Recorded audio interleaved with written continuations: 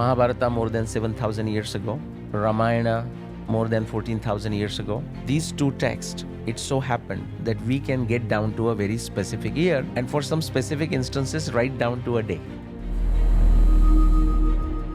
Now, the academics had spun this off as just a mythical text. It's anything but mythical.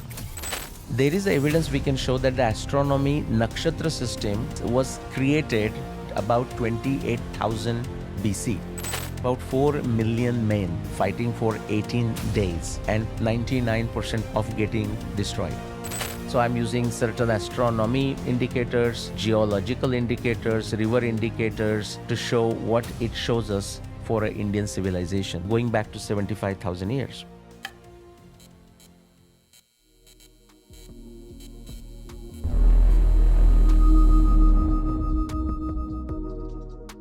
So good morning, Matt. Good morning.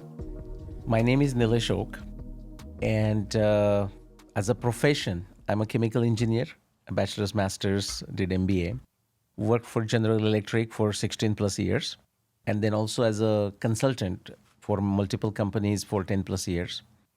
And what got me interested in the areas that I work besides the engineering is something that started from the childhood, but more as a consumer rather than making any original contribution. And one thing led to another. I would say series of efforts, but also the lucky coincidences. And I feel blessed that I could do some original work. I mean, I didn't know when I was doing it at that time. It was more for my personal curiosity. Like I had certain questions I wanted the answers to.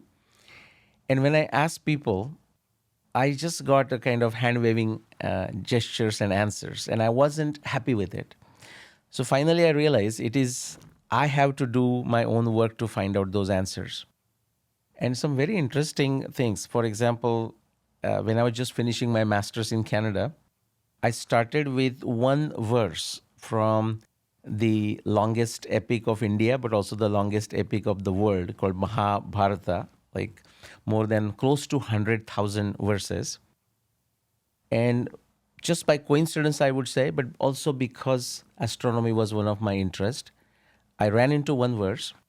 And in my, I should say, cocky engineering confidence, I felt I'm going to finish this in 2 weeks or so, like 15 days.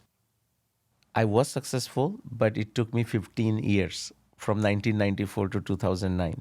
But interesting, once that was deciphered, then since 2009, whatever those years are, actually by luck, I should say, and by grace, but everything I touch, usually, I wouldn't necessarily solve the whole problem, but usually I make inroads and original contribution, and I'm having a blast.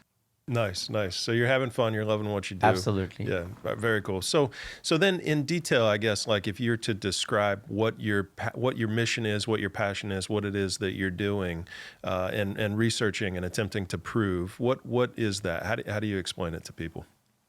Just like I said, it was to fulfill my curiosity. That's where it began. But if I have to summarize my work of, say, 35 years, I started in 1987. As I said, more as a consumer, like trying to understand what others have done. And after 1994 as a producer. If I have to summarize it, I would say Indian history, the antiquity of Indian history. But the connection to the whole world is like this. This is the realization I have in the last 5-10 years, is that if you want to understand the world history from different perspectives, and you can start anywhere, but you almost have to either land into Indian history, or if you start with the Indian history, it gives you a really wonderful bootstrap to understand the world history. And we will discuss some of those. So as a summary, I would say I started with the Mahabharata, and in the Indian context or even the world context with the Indology studies of last 200 years. Now, the academics had spun this off as just a mythical text. And I'll tell you from my 35 plus years of research, it's anything but mythical. Now, are there embellishments? Of course.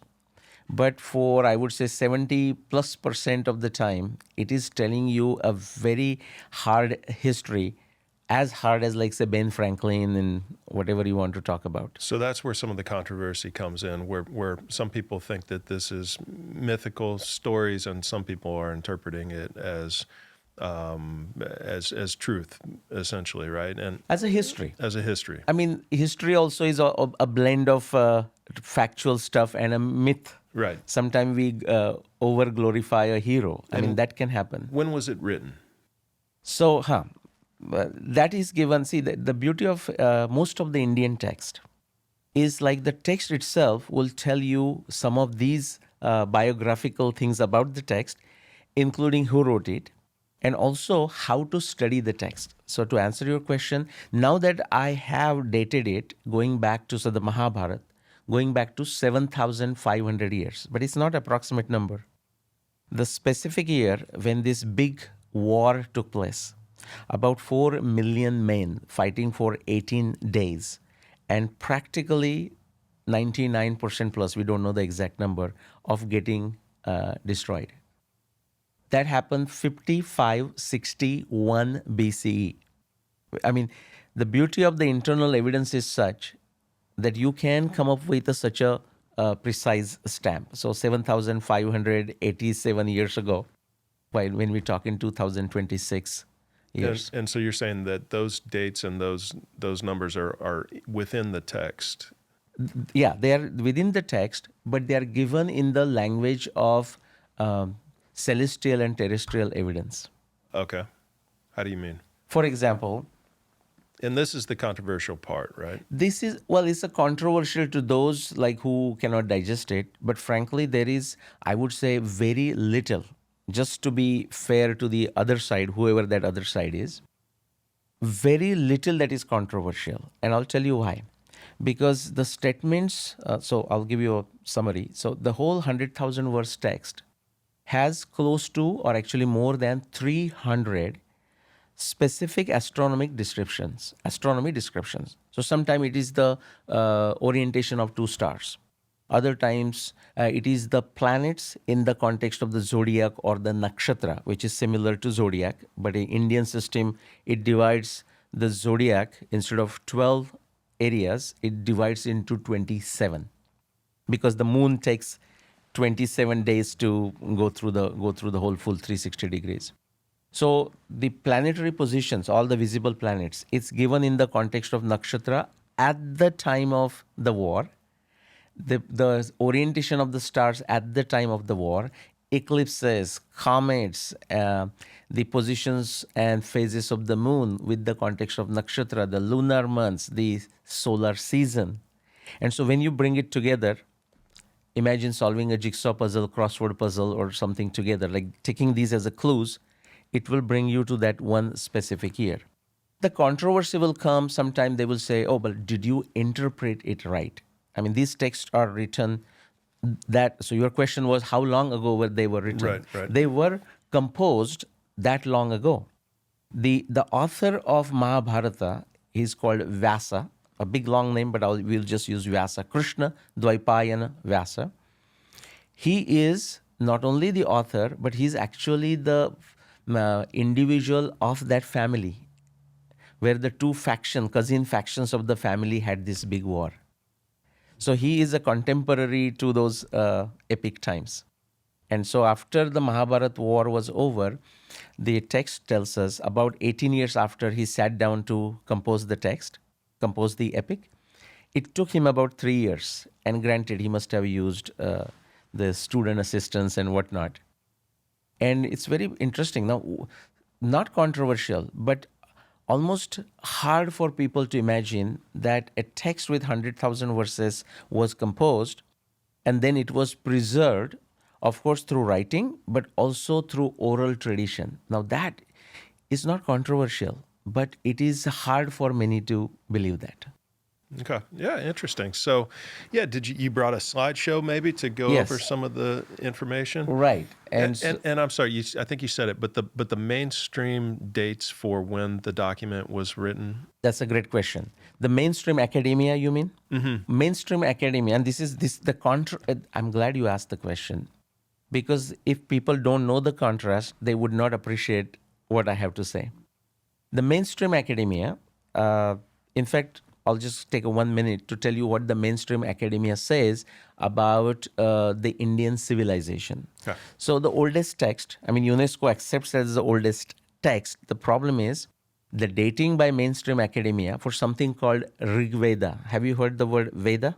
Yes. Like as a Veda literally means knowledge in Sanskrit. I know of but the Vedics. Vedic text, yeah. So Rig Veda is considered the oldest text. But the academia would timestamp it with zero evidence, by the way. Absolutely zero evidence. And I don't know if you have done a debate format. Sometime if anybody from academia wants to come and debate, that will be a That could be perfect thing fun. for future. Yeah, that could be fun. Anybody from anywhere. Okay. It's an open invitation from my side. Great. But this is 1500 BC to 1700 BC. They started with 1200 BC. When they got in trouble, they went to 1500 BC, 1700 BC. Current position is somewhere around 1700 BC to 1200 BC is the Rig Veda. But back to our subject, the Mahabharata, they say almost they are so confident based on what I don't know, saying this was not composed any time before 400 BCE and after 400 CE, which is like not more than 2000 years ago. And I'm asserting meaning backed by evidence, that it was composed 7,500 years ago. Or if it was composed, as the academics say, 2,000 years ago, then there is a burden on them to explain how it has descriptions, not only astronomy, but even the river dynamics, hydrodynamics of rivers, morphodynamics of rivers, change of paths, climate, celestial phenomenon in the sky, but also the terrestrial descriptions of the rivers. Those rivers do not exist today. How did those descriptions got into a text which are true only 7,500 years ago, but they were composed only 2,000 years ago, according to mainstream? So that's the mainstream. And mainstream does not consider this as a historical text. They may say, if you push them too much, they will say, well, there might be a historical kernel, some aspects in it, but predominantly it's a mythical text. That's the academic position. Okay. So this would be the first form of writing then in human history, right? Because you're talking Sumerian tablets back from 3,500 BC. This predates that by 2,000 years? Yeah, but this is not the first. For example, the other text, let's quickly, without going into the details, the Mahabharata, so that goes to 7,500 years ago. Before that, there is another text where in an Indian context, they call it Adi Kavya. It's like the first epic. Now, whether it's truly first epic, we don't know. But what we can say is that among the surviving epics, definitely it is the earliest. Now, again, same methodology. So in fact, people ask me, what methodology did you use? And I said, what do you mean? There is only one methodology, the typical scientific frameworks. And that's my name to fame, you can say, that it's the same, it's a Sir Karl Popper, the modern philosopher of science, and I consider him the best philosopher of science for modern science. 1960, finally he formulated his definition. He said, there is a problem. To solve this, we propose a hypothesis. And then hypothesis tells us what evidence to collect. Like Einstein says, it is the theory that tells you what to observe. So we collect the evidence, we objectively try to test it, we draw the inferences, and we assume certain things as granted. So for Mahabharata, it's like, when did Mahabharata War happen?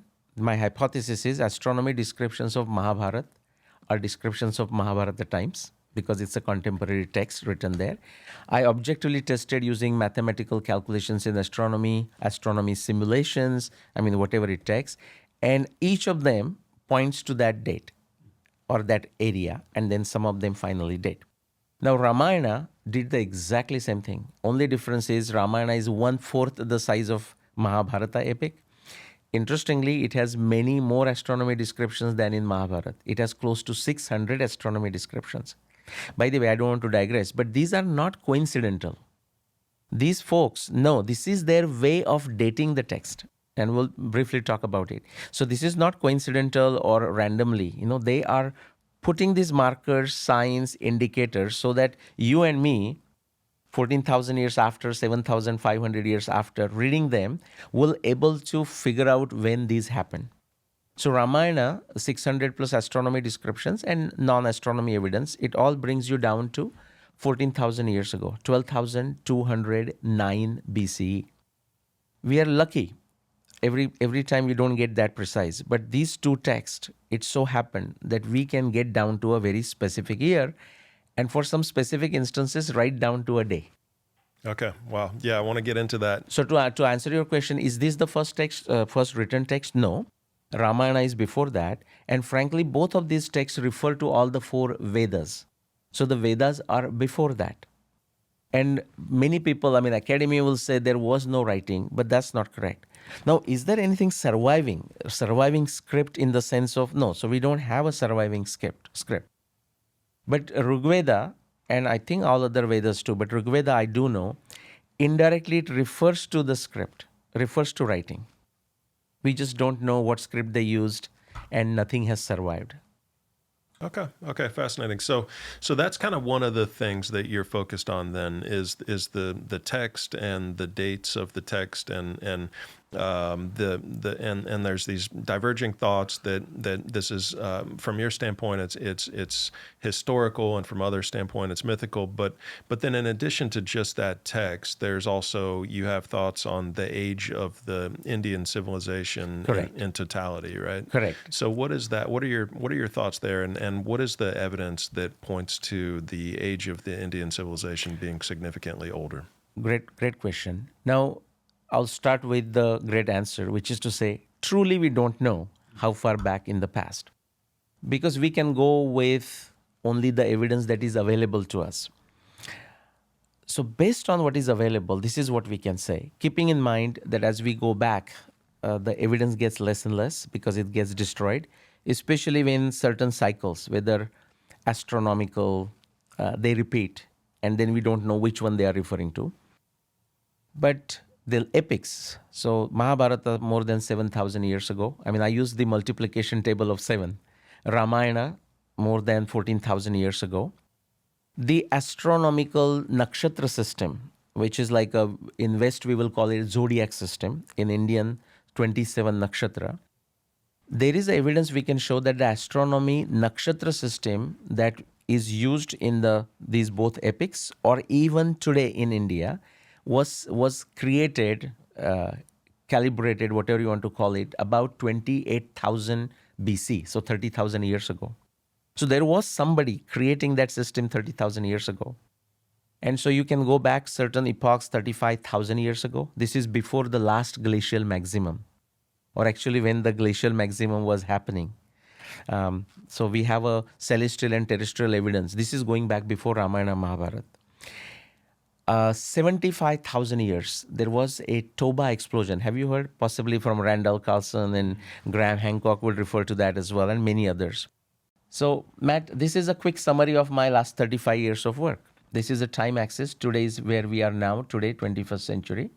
0 is the time stamp of Jesus Christ, the Gregorian calendar, Julian calendar. And then minus 5K, that's 5,000 BC, 10,000 BC. Against this timeline, think of this multiplication of 7. Mahabharata more than 7,000 years ago. Ramayana more than 14,000 years ago. Rigveda, we don't have an exact timestamp, I have not found, but this is the lower limit. At least certain portions of Rigveda are definitely, no ifs, no buts, and I can explain what I mean by that. Definitely older than 21,000. Maybe not everything. Actually, we have evidence that some of them are as young as 7,500 years, some of the text from Rigveda. And now here, it's not very easy to read, but look at the top left-hand corner. You see that volcanic eruption there? That's representing Toba explosion. And very interesting. You see genetic evidence sort of related to the Toba explosion, where suddenly the humanity was affected. Now, this affected Indian subcontinent and even area beyond, like the Middle East, Tibet, north of India, east of India, the Indonesia proper, Thailand, Arabian Sea, and all of that. And the evidence can be found even today. But that, almost like that part of the world, the humanity practically was going to disappear but it did survive. And now from that 75,000 years in the past, so I'm using certain astronomy indicators, geological indicators, river indicators, archaeology indicators to show what it shows us for an Indian civilization. So very comfortably, people should able to say, well, there was an Indian civilization intellectually for sure. Certain references, terrestrial references matching, going back to 75,000 years. What we don't have, even for Mahabharata and Ramayana, we have the place names, we have the river names, but if you're looking for a palaces, they are just not there. One reason I think is, think of it, this was a continuous civilization. So people are staying post. And are there things between Ramayana and Mahabharata, like the 7,000 years? There are references which we can objectively test and saying, yes, this reference takes me to that particular time. But who did it, we just don't know always. Ramayana and Mahabharata, the details are so amazing. They are like we reading a biography of somebody in the last 500 years. They're that precise or that detailed. So that's the kind of stream. And one more before we end that subject, just go back to the previous one. And the Rig Veda, the kind of the oldest text of Indian civilization, this is, there are references from all other different disciplines like domestication of animals, domestication of animal references. This is work of Michael Petraglia and many others. Michael Petraglia he worked here also, USA, but also Australia. Okay. I'm not familiar. Anthropology, yeah, wonderful work. So talking to domestication, change of geographical scenario, river scenario. This takes us back to about 200,000 years. 200,000. Except what happens is if you want to bring evidence from multiple disciplines of science, that's weak here. But not when we go back to 75,000 or 14,000 or 35,000. It's phenomenal. Okay, fascinating. Yeah, interesting stuff. So what else do you have in terms of? So if we want to go a little bit on the methodology, because this is something anyone in this field. So I mean, we had a brief discussion. I had a brief discussion with Randall when we met 2 years ago at the Gaia conference, Ancient Civilization Conference. Ryan, if you can go to page 45. Yeah, I'd love to just put forward your most convincing. Yeah, so let's kind of evidence. walk through some of those. Okay, so yeah, this one is good. So this is just a printed copy today of the Mahabharata, 100,000 verses in 6 volumes. Okay, so I'll just if I may, and if you're okay with it, I'll take like 10 minutes to quickly walk through the dating of this. Let's do it. Okay. Yeah. Okay, so we'll do this as a kind of slideshow. If you want to put it in the full, that's full mode. Go to the next one. So folks, the India at the center, but actually folks came from the broader area that I have highlighted, actually to fight in the war. So it's a war between the two cousin factions of the family that are right at the center, top north corner, like a New Delhi, where New Delhi is today, in that area. But the kingdoms have spread, multiple kingdoms of different folks have spread through this region. And we're talking 7,500 years ago, but that's the answer we are going to get to. So just keep in mind for like next few minutes, the folks have come from within India, west of India, and east of India. I'll connect that with the genetic evidence also to show you. Okay, go next. Okay, so finding the year of Mahabharata War, next. It's like looking for a needle in a haystack. Because there is the timing system used is not what we use today, saying 2026. The way it is described is like the war happened when star Alcor was walking ahead of star Mizar, as opposed to the other way. That is how it is today. Essentially, the positions of the stars as seen from the earth were reversed. And this is one of the brilliant piece of evidence that I'm going to briefly show you. And yeah, so are we searching for it in the right place? Go next. And here is the controversy. See, there are about 140 different individuals in the last 400 years, academia, non-academia, India, outside India, inside India, trying to date this text. This is how people consider it important. But do you know where they begin? Out of 140, almost like 130 plus, do not even touch the text of Mahabharata to figure out when Mahabharata happened. Now, I consider that as a big problem. They will start somewhere else. So, are we looking into the right haystack? So, go to the next one. And so I say, well, I want something. See, this is how science grows. I mean, 2 plus 2 equal to 4 is a truth, and 3 plus 3 is a 6 is also truth. But in science, we are not looking for ordinary truth. We are looking for something exciting. Prima facie, we think this is practically impossible. Like think of the atomic model, like Rutherford sending alpha rays and not expecting anything to rebound. But it rebounded, and that changed the whole atomic model. So that's my sort of a metaphor. Wherever you stumble, there lies your treasure. So it began with this Alcor walking ahead of Mizar, or in the Indian context, Arundhati ahead of Vasishta. And so I'll quickly summarize. Back to 2009, finally, after 15 years, what I found is actually there is a time when seen from the earth, the star Arundhati or Alcor would have been seen as walking ahead of Vasishta, the way the author of this epic says it in the text, saying at the time of the war, Alcor is walking ahead of Mizar. And today is the other way. Okay. So I spent 15 years trying to find out, is this possible? And if it is possible, when is it possible? And of course, the next question, why did that happen? But the answer is yes, it is possible. When it is possible? After 11,091 BC, before 4508 BC. About 6,000 year time interval. And then someone like Chabra, another Indian fellow from Michigan, he wanted to trust me but verify. So 10 years after, he looked at latest astronomy data and re-verified, and if you can see, the interval shrunk. But still there. And the 5561, that star, is actually the year of Mahabharata War. So I started here, go next, and I asked myself the question, but could this be just a coincidence? Like 100,000 verses, I may be interpreting in a wrong way. Others had interpreted the same way as I did. But could this be a coincidence? So let's see if there is something more. Go next. And I don't know how familiar you are with the Mahabharata. I wouldn't bore you with the details. But this guy, who is extremely old, and this may be fascinating by itself. By the most conservative estimate, he is the general on one side, fought for the first 10 days of the war. And by the most conservative estimate, he is at least 140 years old. At least.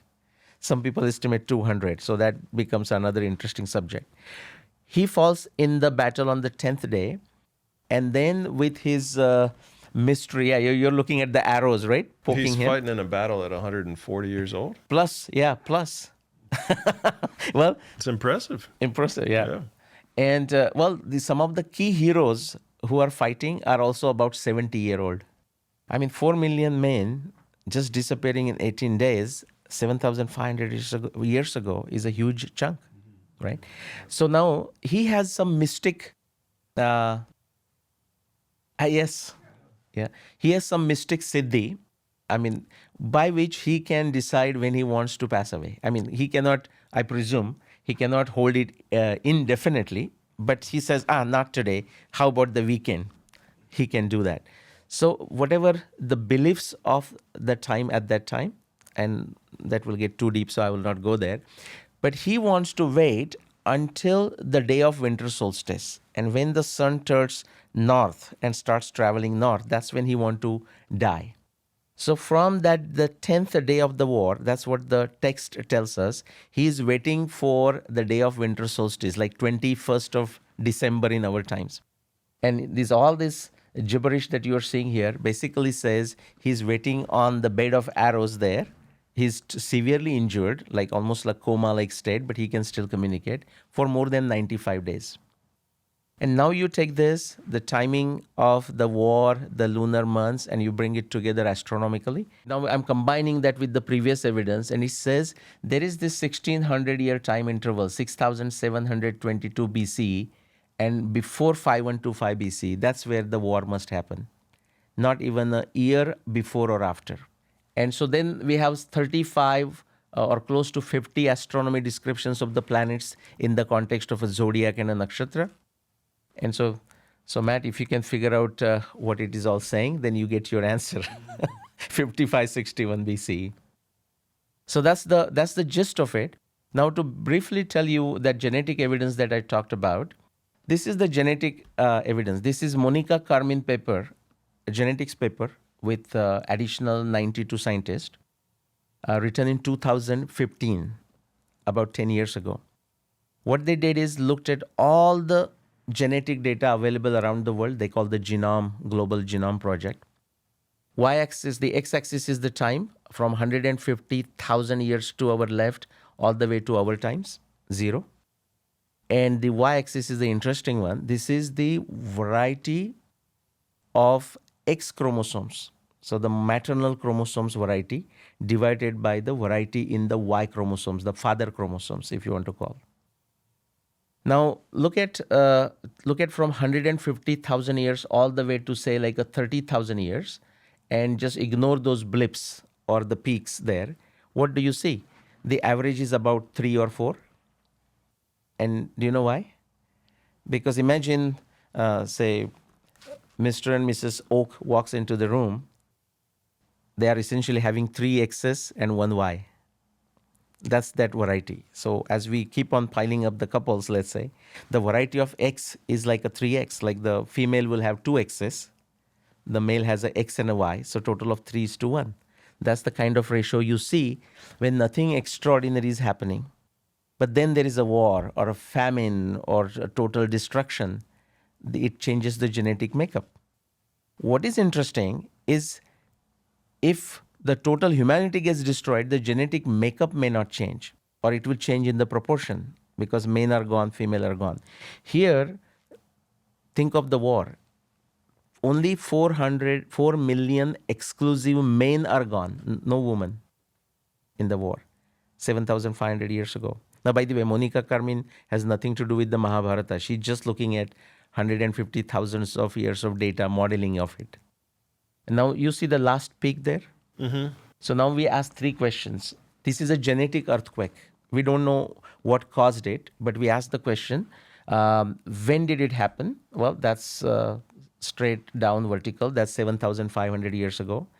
The next question we ask, this is that ratio of a female variety, X chromosomes variety to Y chromosomes variety. Because the Y chromosomes has shrunk, it's called Y chromosomes bottleneck. Because suddenly, Y chromosomes variety has gone down. That's why the ratio from 3:1 went to 17:1, as if, the Y has shrunk. That is exactly what has happened. What's the ratio? 17:1 from 3:1. What is The ratio, the variety of X chromosomes, as if now it is 17 times the variety in the Y chromosomes. right? So X chromosomes variety, the female motherly chromosomes variety has not increased. Y chromosomes, the fatherly variety has gone down because of whatever the event that happened. Now we don't know what it is. Now I'm going to connect it to Mahabharata. Okay. So the first question is, when did it happen? So all the men died, basically. 4 million men. Yeah. I mean, still a lot, there are men a lot around. of men died. A lot of men died. Yeah. Likely. Or the number of men that were procreating decreased dramatically by 20 times or something like that. That's actually the good one, right? Yeah. And 20 is the easy way to see it. In genetics, it's a bit more complicated. It's Right. not the population, it's just the variety, underlying variety of it. Right. But and this also coincides with the Green Sahara, with the changing of the Sahara timing from being So keep that point. This is very important. Okay. So Sahara is Africa. Right. And so 7,500 years ago, that matches with Green Sahara. Yeah. It will match with a few other events are happening around the world. And we'll talk about that too. We have a data before this. Okay. But we'll come to oceanography. Right. Like suddenly sea levels rising and wiping out a significant population too. Right. But just the genetics. So 7,500 years ago, the imbalance in the ratio is 17:1. One more question we need to ask to distinguish between Green Sahara versus, say, India. And what would be that question? What is the epicenter of this genetic earthquake? If it happens in North America, then definitely it's not a Mahabharata War, right? And when you ask that question to this paper, the answer is Indian subcontinent. I'm going to show you in the graph. So think of it. One is 7,500 years ago. The imbalance is a Y chromosomes imbalance. So the men have just disappeared, so to say, a significant portion. And what is the epicenter? It's India. The thing that made the most sense to me was a climate historically about from this time period when we saw this massive decrease in male population or male reproduction has always been climate change because of the green Sahara, because of the Sahara going from, lush and green to just pure desert at the same time. So is that, I mean, that for me was the most likely, but you're saying that in India at the same time, even though this climate stuff was happening in Africa, that the population was due to a war as opposed to the climate. And keep in mind, the data that is shown in that graph is a global data, not just Indian data. Now, this graph actually splits it by individual regions. Okay. And that's where you're going to see the amazing stuff. Okay, cool. We'll also talk about the population shrinking because of the sudden sea level rise around the globe too, happening exactly at the same time. And I'll show you the evidence of that. You would have already seen it through other individuals who came on your show. But look at the color. So the last one, that dark green, forest green, whatever you want to call it, is the South Asia, it says. So I kind of scratch it and says India or Bharata, the Indian, they call it. You know which line I'm talking? The green line. Yeah, that one. So this is the straight line at 1.0 is the control group.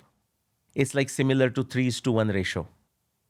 I'm showing the same data as shown by these researchers, but in a slightly different format, divided by individual regions as opposed to one global data set that we saw previously.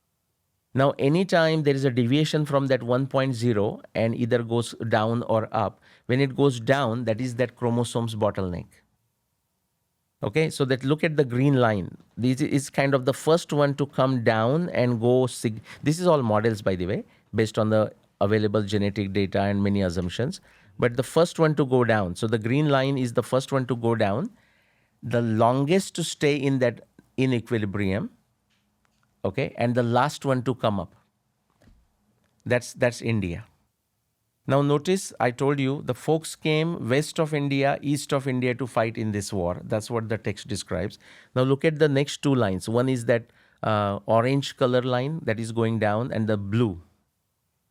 The orange is west of India, Middle East, Near East. The blue is east of India, like Thailand, Indonesia, Laos, and that area.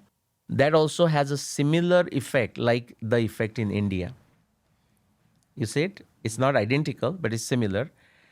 And Africa, so if it was a green Sahara, so see the green Sahara, the red line, the one that deviated right at the beginning, the first one. So to your point, the green Sahara hypothesis, it's also showing men dying or men lineages going down. That red line, but it's kind of haywire. It's not, it doesn't reach the bottom until like 5,000 years ago. Whereas if you look at the green line green line and the orange and the blue, they reach their bottom between like 9,000 and 7,000 years ago. Okay. Yeah. And then look at Europe, yellow, or Central Asia, the turquoise. They're showing the same signature, but 2,000, 3,000 years removed after this event. So there are, to your point, there are people trying to come up with different hypotheses. What caused this? So you can consider Maya as one of those hypotheses. Right. What is interesting is, have you heard like why the green Sahara, when it became dry, why it will only affect the men and not the woman in terms of the genetic variation?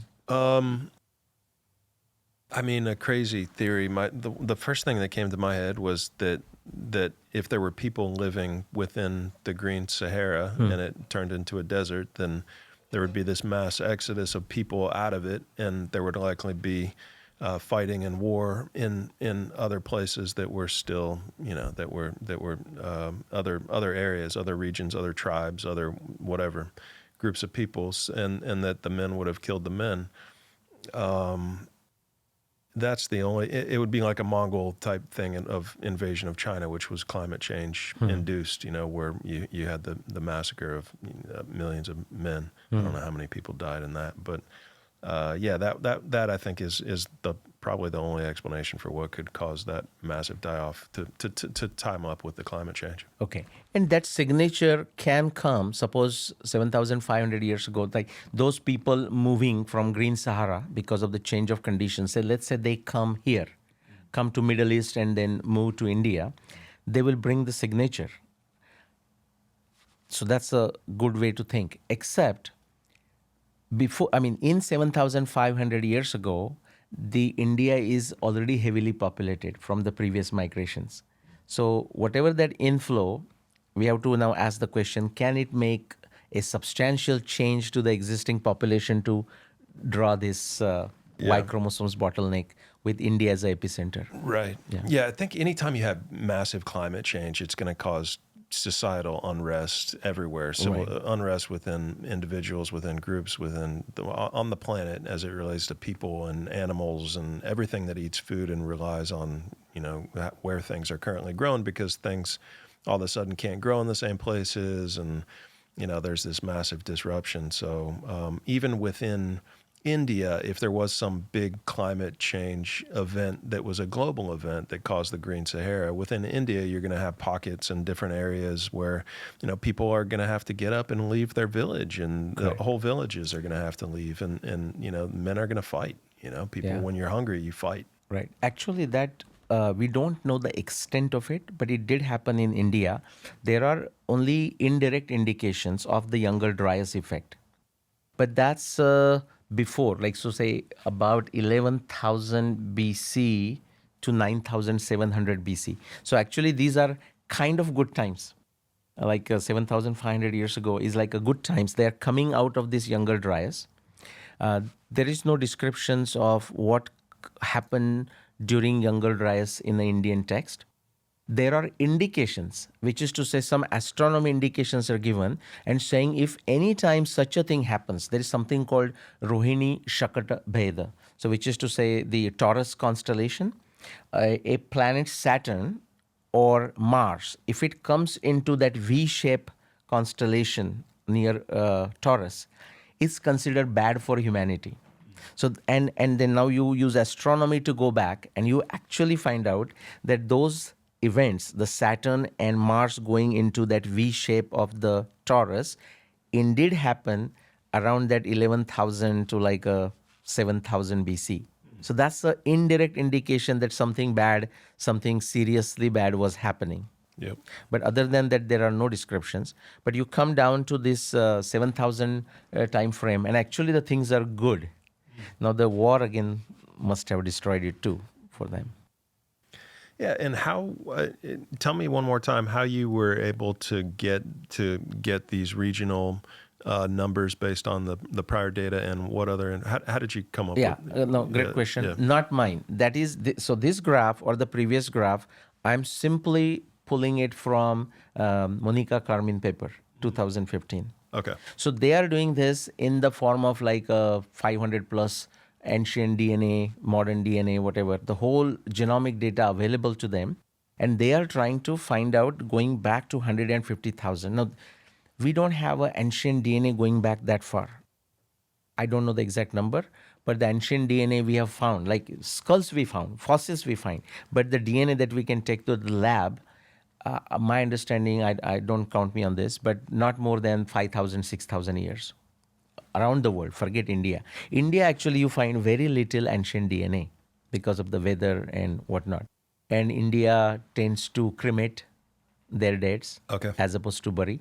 Okay. So it's very rare. You do find it's rare. So this is all that you're seeing here, these two graphs, is nothing mine. I'm just using that data and interpreting it. Yeah, gotcha. Okay, and the data is from the paper in 2015, and it's 2015 available in the public domain, Monica Carmin paper. Peer reviewed and peer reviewed, yeah, absolutely. Generally. And then there are few folks who have written on this, trying to make sense of it. Two guys from Stanford. I'm not getting the names right, and I'm going to meet them. Last 2 years ago, I tried to meet with them, and this time I'm going, and hopefully I can meet with them. I'll just quickly summarize their interesting thing. Just like you brought the Green Sahara, they tried to come up with a different hypothesis, like what could have caused this Y chromosomes bottleneck. And they said, could it be a disease like a male specific disease that just wiped out men? Then some other possibility. I forgot the three possibilities they tried. And their conclusion is that the one of the three is a very likely possibility. And I'll tell you the wording of it. I'm paraphrasing it. He says, so therefore, based on this, it appears is like this Y chromosomes bottleneck, sudden destruction of male lineages, appears to be due to a fratricidal fighting between the two cousin factions or cousin factions of the family. This is their wording, not two, but cousin factions of the family. What is funny, interesting, coincidental is the Mahabharata War is actually a big war. Many other folks fighting on behalf of these two cousin factions of the family from the same family. So this is coincidental. And I don't think they refer to Mahabharata, the Stanford guys. They don't refer to that paper. That paper is also out there, peer-reviewed and in the journal. They wrote it around 2018 or so. Okay. Yeah. Mark Freeman or something like that. Okay. Yeah. Okay. Yeah. All right. What other evidence do you have? I want to, Ryan, if you can go back, so just go slow. It's like a few slides above. So let's talk about the oceanography. Now the same text, the Mahabharata text says, we talked about 300 astronomy descriptions. That is what I said. They start with the Alcor Mizar, the old guy, 140 plus, lying on the bed of arrows, that evidence, close to 100 there. And then the different planets with the different nakshatras, 50, 80 different descriptions, we bring it together. That gives us 5561. Astronomy is over. Now, that same text says that 36 years after the war, Krishna's Dwarka, like Krishna's capital. So here, this is the western part of India, and you see that, the water ingressing inside the land there, below the Indian portion, three times. Ryan, can you put a cursor on the Indian landscape? Bring it to India. Yeah, just go slow, go up there. Yeah, there, that area. That is Gujarat, the western state of India. And that's where Krishna's Dwarka was, his city. Dwarka is the name of his city.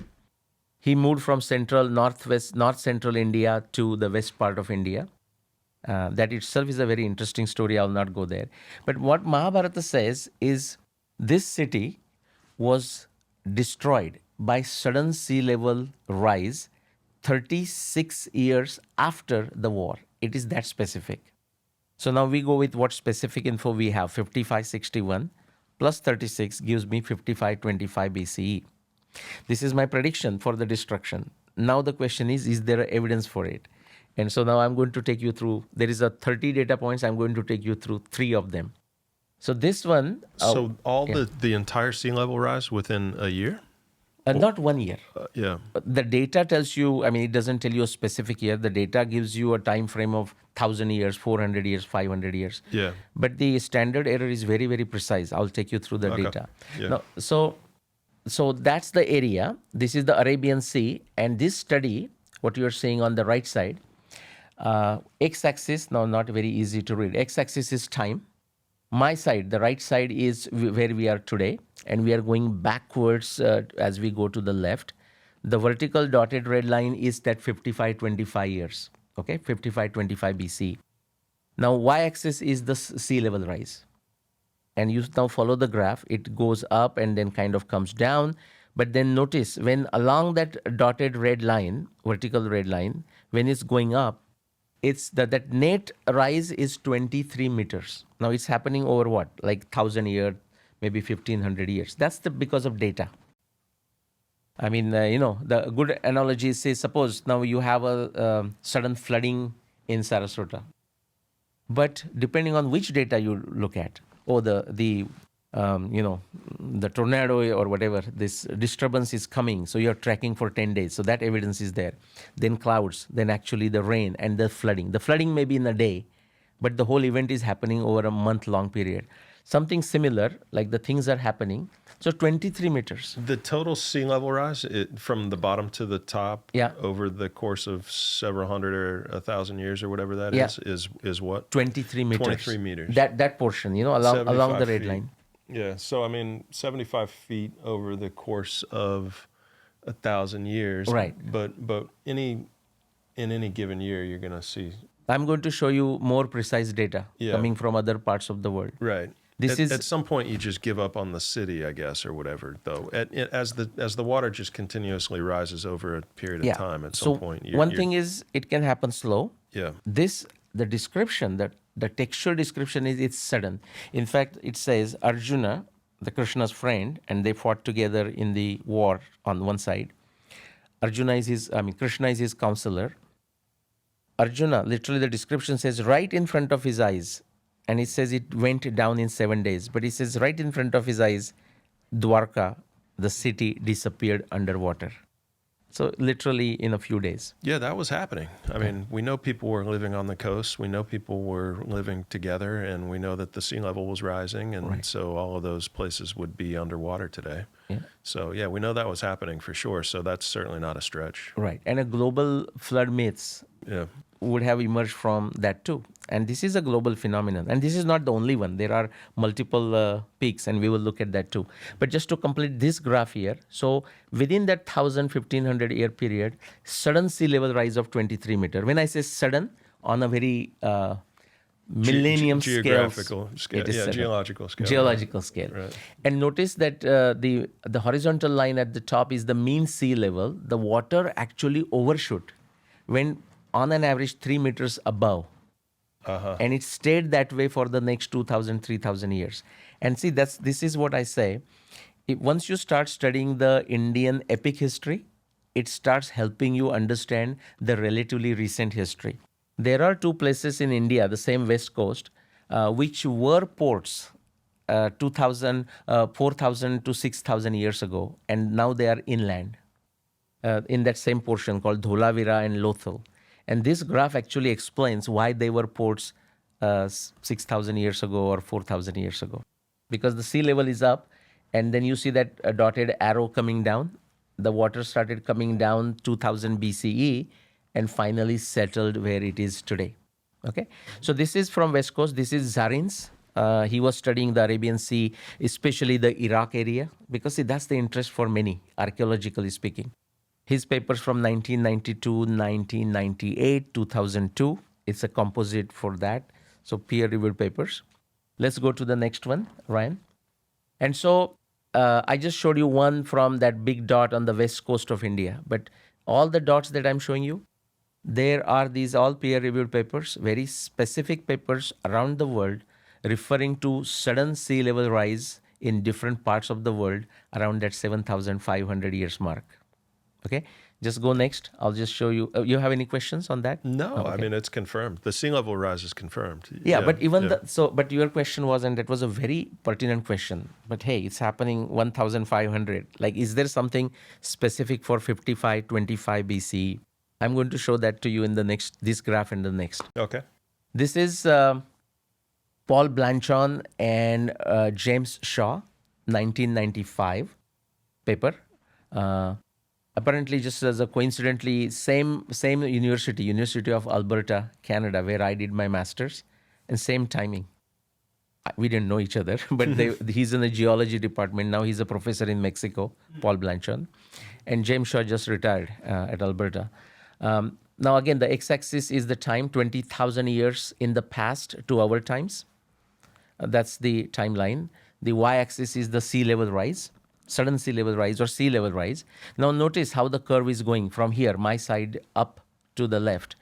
So there is a smooth sea level rise that's happening for the last 20,000 years after the last glacial maximum. So 20,000 years ago is the LGM, last glacial maximum, where the biggest quantity of water frozen on North American continent and Western Europe. It's happening from 35,000 years to 20,000 years. But now it's melting. For the last 20,000 years, it's only melting with some interglacials, like the Younger Dryas and whatnot. Now notice it's smooth, but do you see those three gaps there?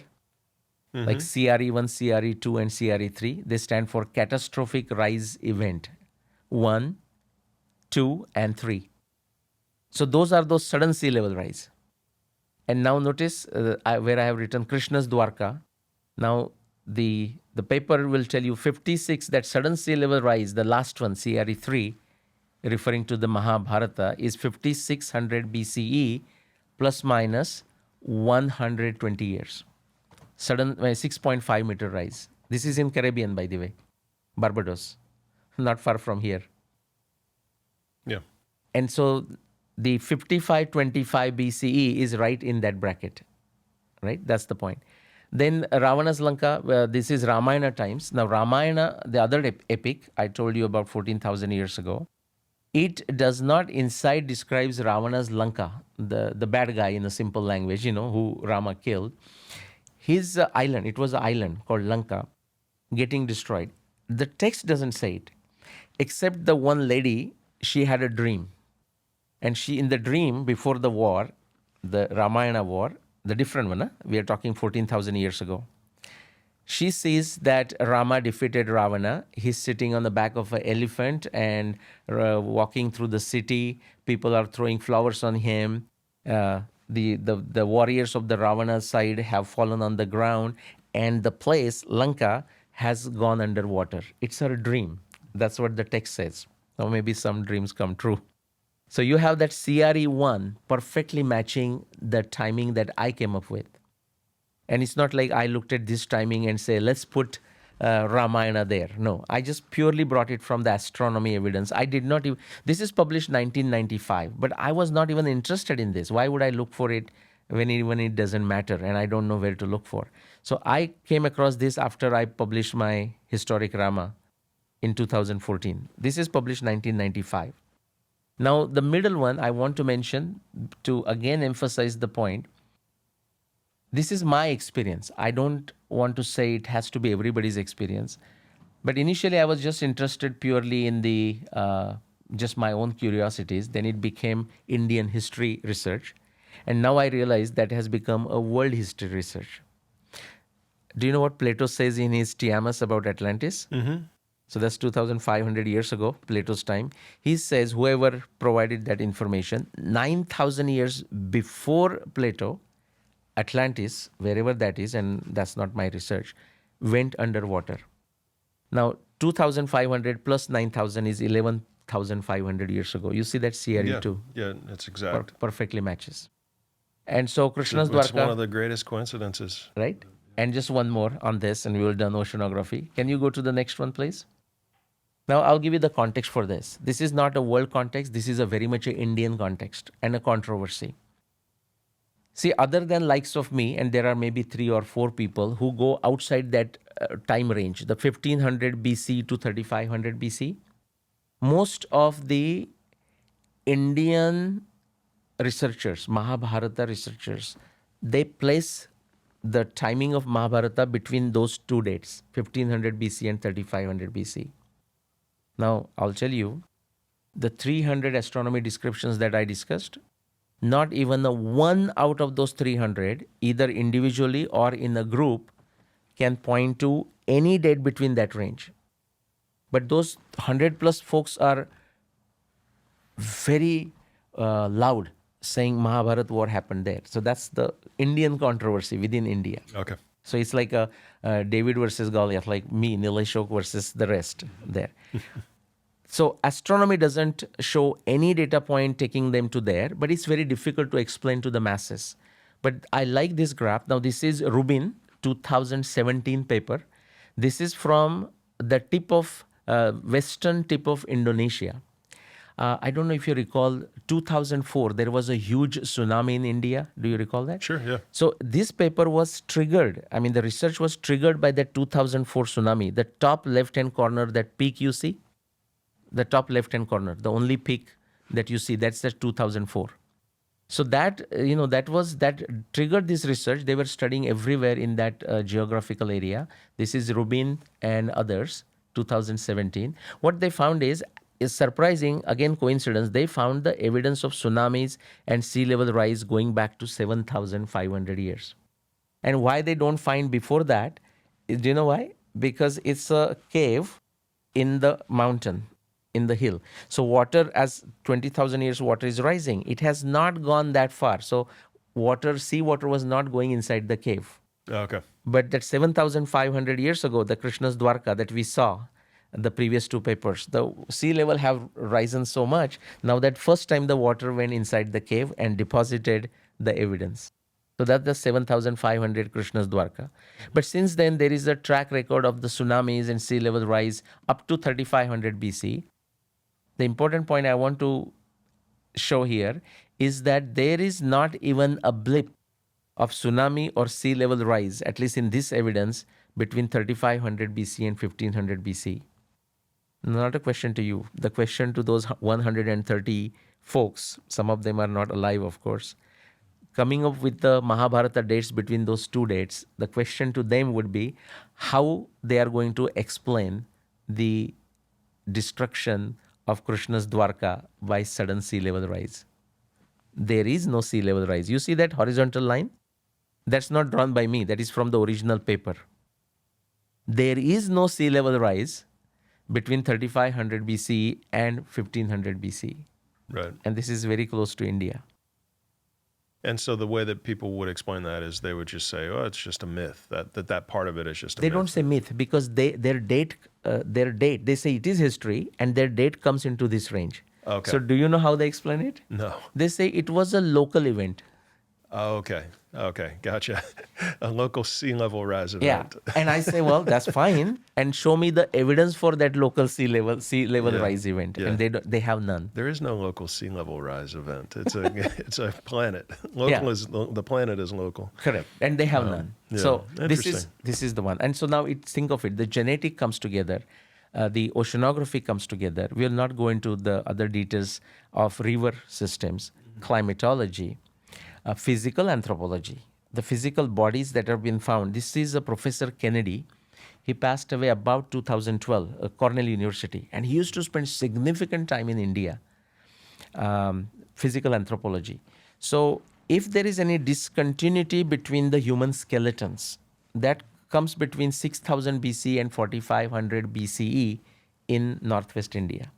Okay. That also is a very weak evidence, but it also matches with the 5561 BC.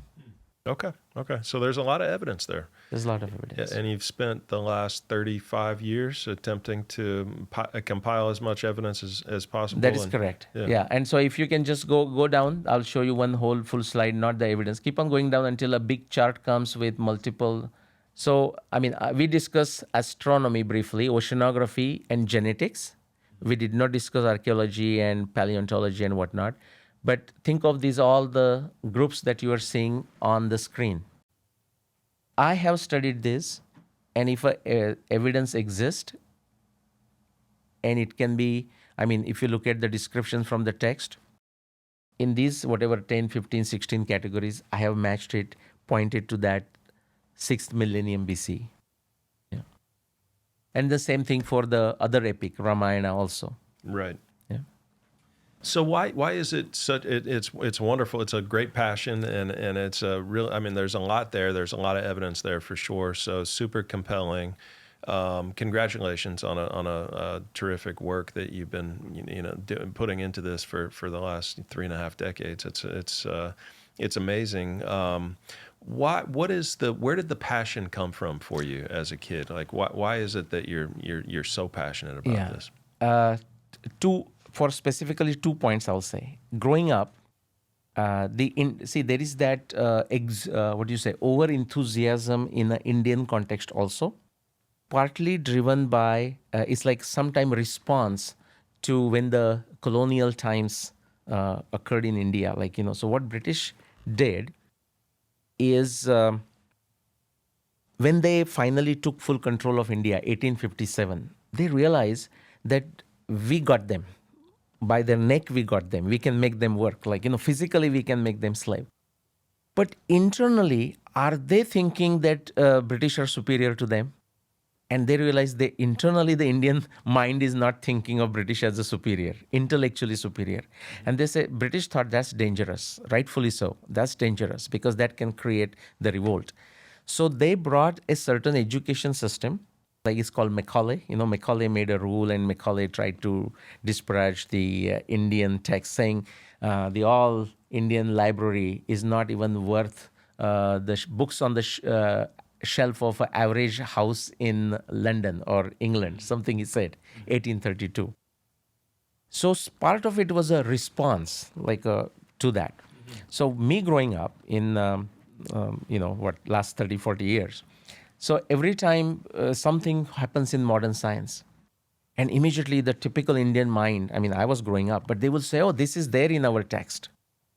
And as a very objective person, the objective as I can be at a 9-year-old and 10-year-old, as a curious person, I would say, tell me where it is. So, because right now, if you look at the technology, the modern industrial revolution of last 300 years, you look at various objects, electricity and microphone and smartphone and aeroplanes and trains and steam engines. What is India's contribution? Individually, there is individual scientists, but as India as a country, or even as Indians, you will not hear many scientists name, she invented a microphone or something like this. But we are talking, me growing up, we had a great technology. And so that was my first curiosity. And I used to ask, where is it written in the text? And nobody could point out. So I said, I have to hold the bull by the horns and find out myself. So that was first curiosity. Now, when I randomly ran into this historical text, the motivation for me in the last 15, 20 years was this.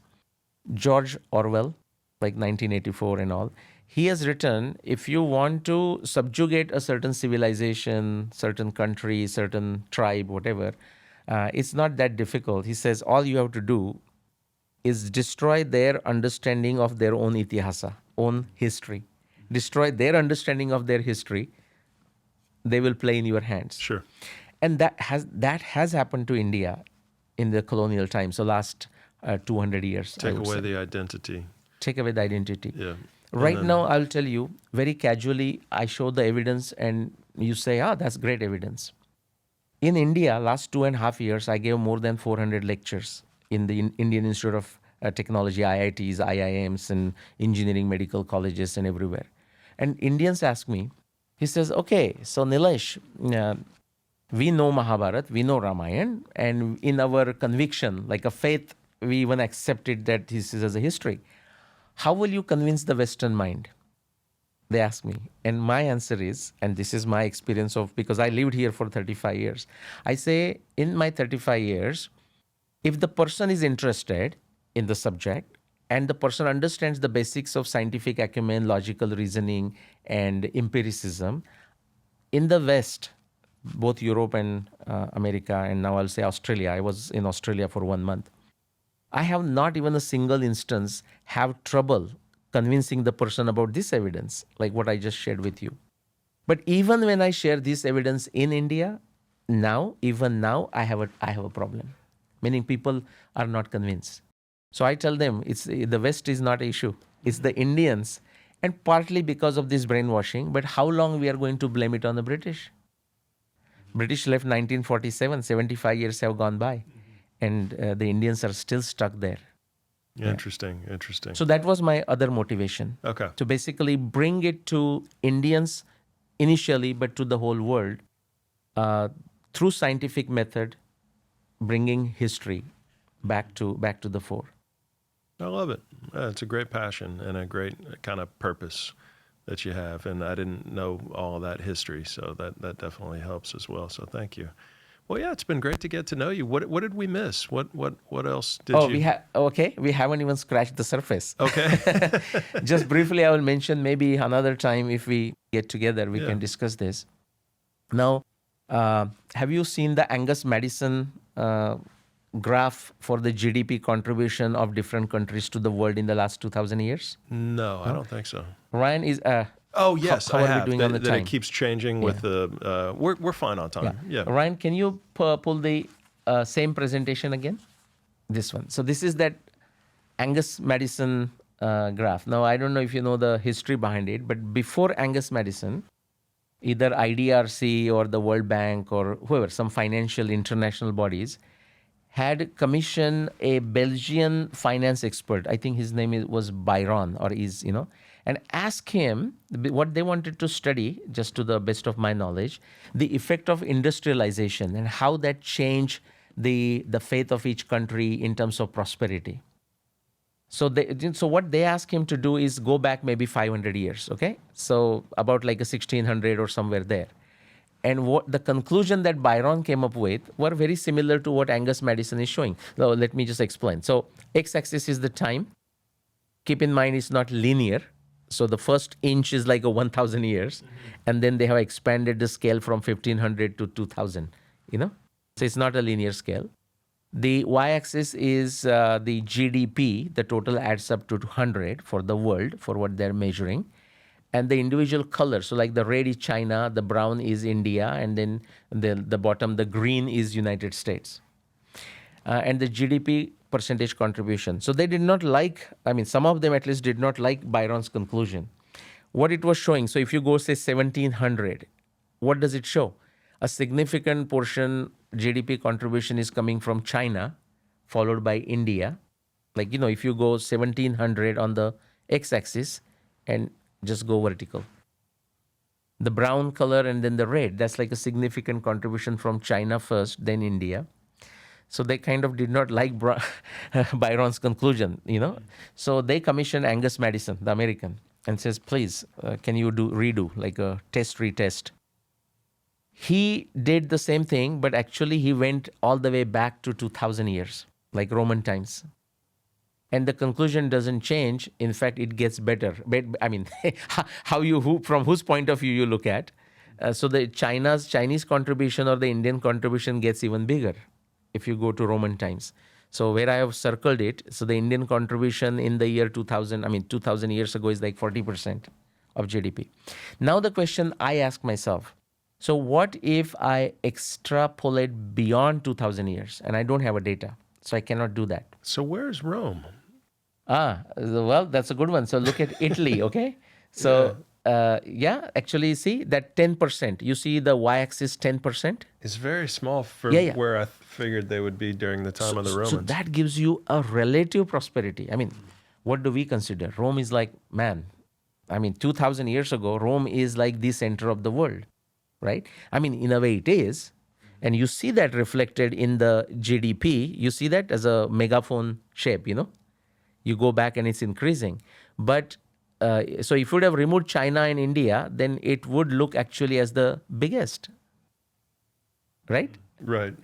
As say if you take all the European countries, it is by far the biggest. Right, but China and India were still significantly 10 times bigger than what Rome was at the height of Rome. Right. I didn't realize that. Yeah, so the Rome's prosperity, paradoxically or even coincidentally, like America, the way we have become a consumer society. So where the products are made in China, coming here, Rome used to import lots of things from China and India. And they didn't have, so what do they pay in return? So they were paying gold that they were getting from Egypt and the parts of Africa and whatnot. Right. So my question was, what happened before that? And I don't have a GDP data, but then I started, so this curiosity took me into trying to find out the technology or sophistication of certain technology, let's say like agriculture, so what brought this prosperity to India and China? And I was thinking just China, India, simply because I don't know Chinese, so I can't even quickly read and whatnot. But Sanskrit, again, I'm not trained Sanskrit. That's, by the way, it becomes a controversy in India. These Sanskrit experts who only know Sanskrit and therefore they think they understand everything about India. That's the arrogance. Actually, some of it, not all, I'm saying. Some of the folks have. They are my trolls. They are my celebrated trolls, and I love them. Okay, yeah. So they give you purpose. Yeah, absolutely. I love them. They take my message to the folks who will not otherwise listen to you and me. Right. So I started asking questions. Go to the next slide, Ryan. The question about agriculture, next. And navigation, stay on this slide. Navigation and this. So quickly, I'll not take too much time. I'll highlight you. highlight some of the aspects of navigation. So I asked the question, and I asked the question to Indians too: how old is the Indian navigation? And they say, well, same as Rome, maybe another 1,000 years before. The Indus Valley civilization, like 3000 BC, so 5,000 years. This is, that's the reference to the paper. This is 2020 paper by Ramaswamy, the professor at the Southern Indian University. The vertical line that you see, that is the current seashore. Okay, the vertical line, Pumpuhar. This is the southeastern part of India. But what you see to the right of this line, those circles, this is evidence of sophisticated ports 30 kilometers inside the ocean. Now they are underwater. And if you do the timing of it, basically evidence of sophisticated ports and therefore navigation in India going back to 20,000 plus years. And remember, the water is rising for the last 20,000 years. Right. So that's not to say it only started 20,000 years ago, but the evidence is getting destroyed. Yeah. So now you go back. Ryan, you might be able to find it quick, but I've mentioned this on the show before, but there was a port found in Southeast Asia somewhere where they were building ships and they were fishing for sharks and tuna and all types of stuff. I think it was 44,000 years ago or something like that. Indonesia? Yeah. So I briefly heard. I have to go and check that. Yeah. They found fish hooks and sharks, and the only way to get sharks is to be out in the ocean. So they were 40 plus thousand years ago. We were able to transnavigate the world. I mean, easily. So it's pretty. So that's not an issue to you. I mean, we coolly absorb that fact. Right. People still struggle even when you show them a data like this. Yeah. To comprehend. I know. Yeah, it takes people a while. It's insane. My audience will get it. My audience will get this part eventually, immediately. I said immediately. Beautiful. See, this is the one you are referring to, right? Right. Humans went deep sea fishing 42,000 years ago. And where is this?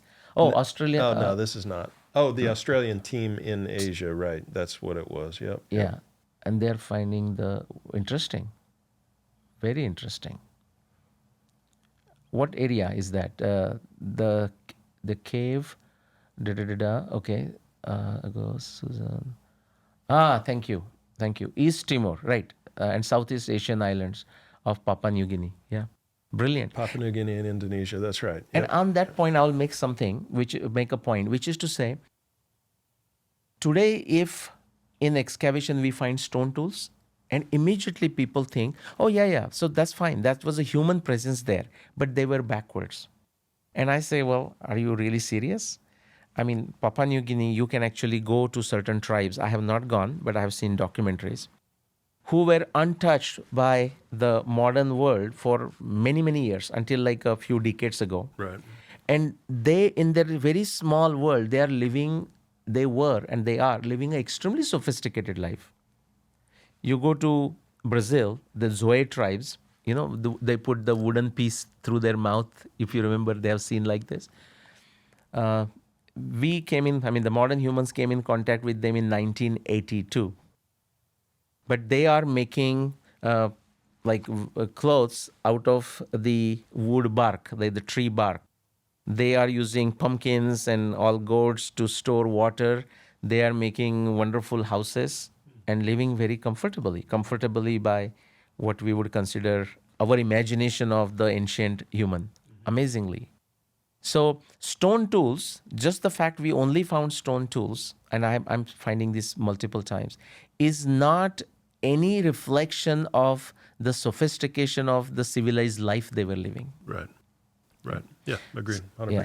So so you already have 42,000. So I'm not going to impress you with the 20,000. No, it's not very impressive. Let's go to the next one. I'm Again, I'm not saying I'm going to impress you with this. Now, another theory, and I'm sure you have discussed it with your guest many times, the origin of agriculture. Right. And if you look at the Cambridge University hypothesis, like starting in 7,000 and 8,000 years ago, there is no substance in it. These are the initial sort of different archaeology agriculture zones. That's not to say this is not anywhere else. And there are so many. Again, look at China, India, the Middle East, and also here in Mexico, Peru, and so many of them. But go to the next one. The Indian subcontinent has a evidence going back to very sophisticated agriculture. This is in northern part of India, going back to 10,000 years. Lahur Deva, okay, domesticated agriculture, rice. Go to the next one.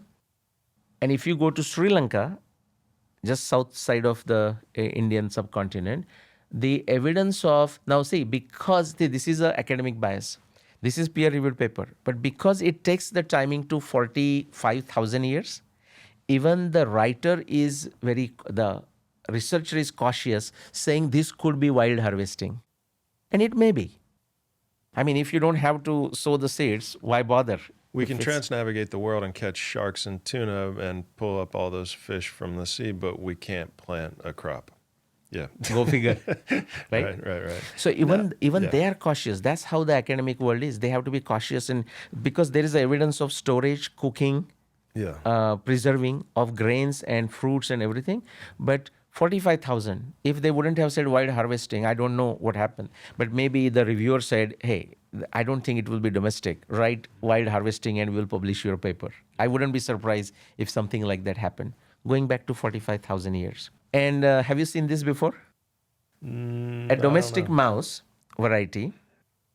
And if you check all those varieties around the world, this is Bonhami 2007, a German genetic scientist, published in 2007. Now, because I'm talking to Indians or even I'm talking to the world population, but very interesting, the epicenter of the domestic mouse initial origin and variety is India.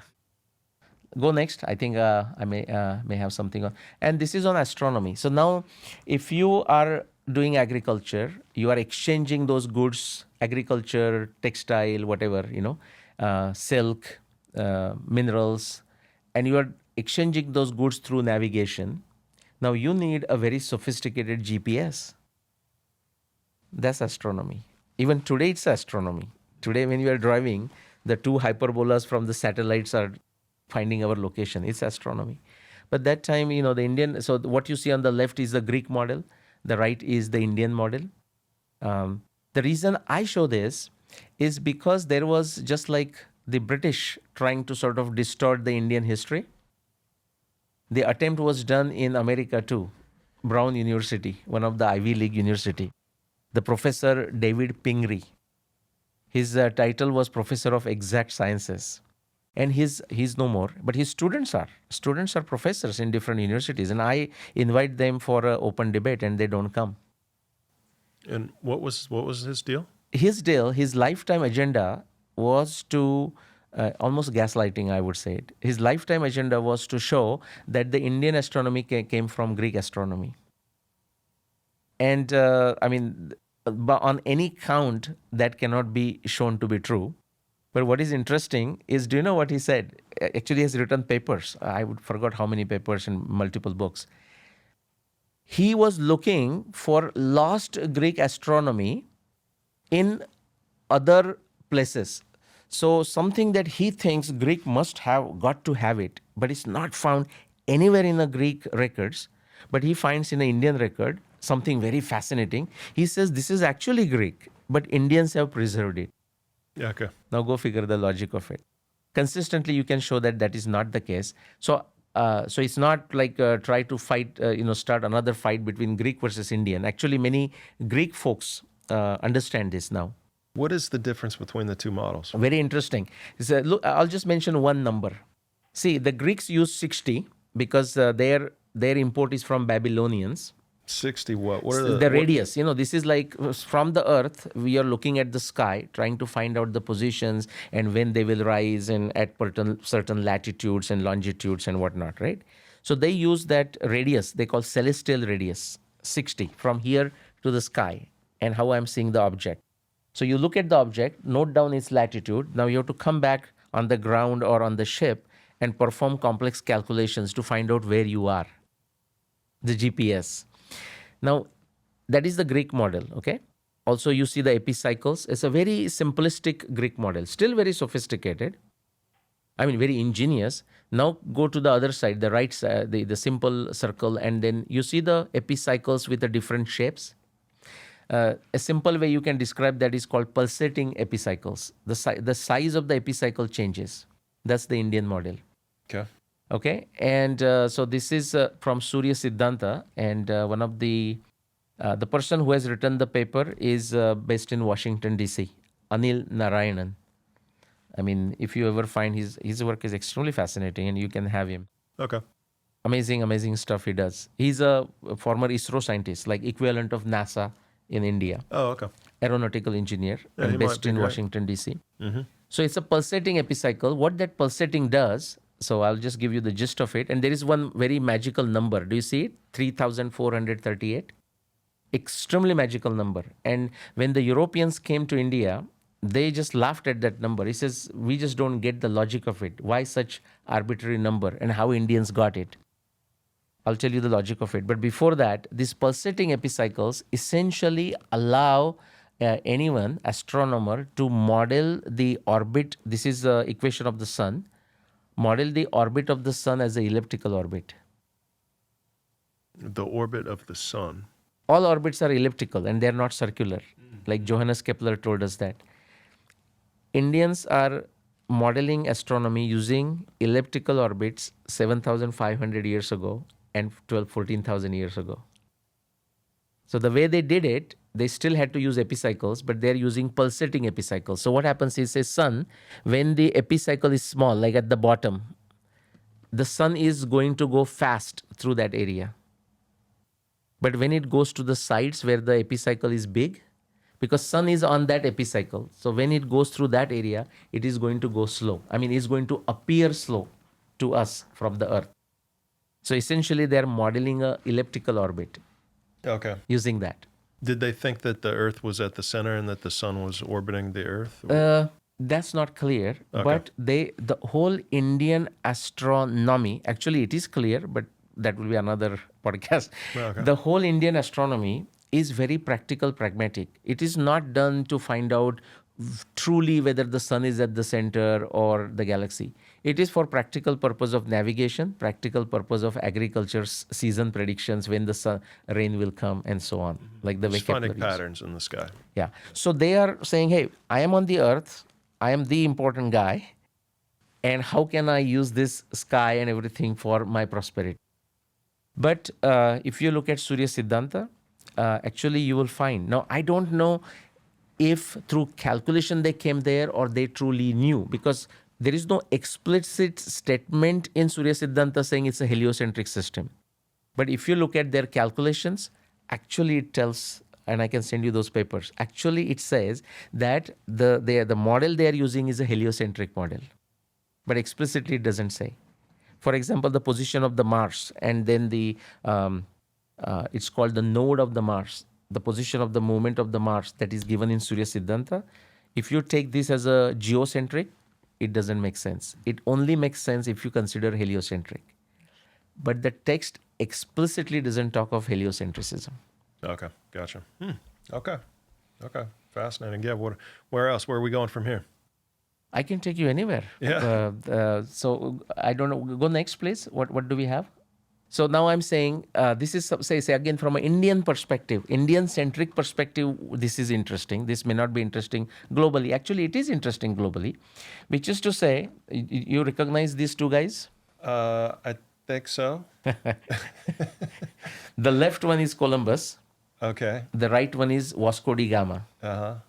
And from Europe, very, very close, Spain and Portugal, and where they left. I mean, what was their mission? To find India, right? One went westward, another went eastward. And I'm saying that, breaking the status quo, because the Middle Easterns were acting as the distributors and not letting Europeans get firsthand on the goods. And that's why this motivation, right? Go next. So I call this Intel Inside. Their motivation was this. So when 1492, when Columbus is coming to America, this is his map practically. He doesn't know there is whole North American continent in between. He doesn't look like the last picture of him. So. Yeah, but these are the pictures from Wikipedia, of him. And so he's going westward, thinking he's going to go to China and then eventually India, Cathay, that. And then he runs into trouble, finds the land and calls them Indians. That's the story on this side. Go to the next one. And just after him, not much, like 6 years after him, like very courageous Vasco da Gama, very pinpointed. He starts from Portugal. And look the path he took. He started from Portugal. Like people used to go before along the seashore of Africa. And that was a bad decision. So that's on the top left of that map up there on that the blue circle. Yeah, they used to go along the Africa first, the Horn of Africa, whatever they call, the Ghana. And it was a very troublesome sea, even still today it is. And they used to get, basically destroyed and they couldn't make it. Do you know what he did? With the newfound knowledge of Columbus and other seafarers, he said there is this Gulf Stream coming down. So he took that path. Look at this path. Literally, he came very close to the Brazil before going to South Africa. So he took a very courageous decision in those days. Imagine that. South. You see that curve? Ryan, can you put a pointer? Yeah, so that from there, you see? Oh, right. Yeah, right, and right. he came to Cape Town, the bottom place of Africa there, South Africa, there. And then he met, by the way, he met there many Indian sea merchants with the ship. So with their help, he went to India from Cape Town. Okay, and just the prosperity. I mean, we started talking of prosperity, and is there a way I can extrapolate Angus Madison's data?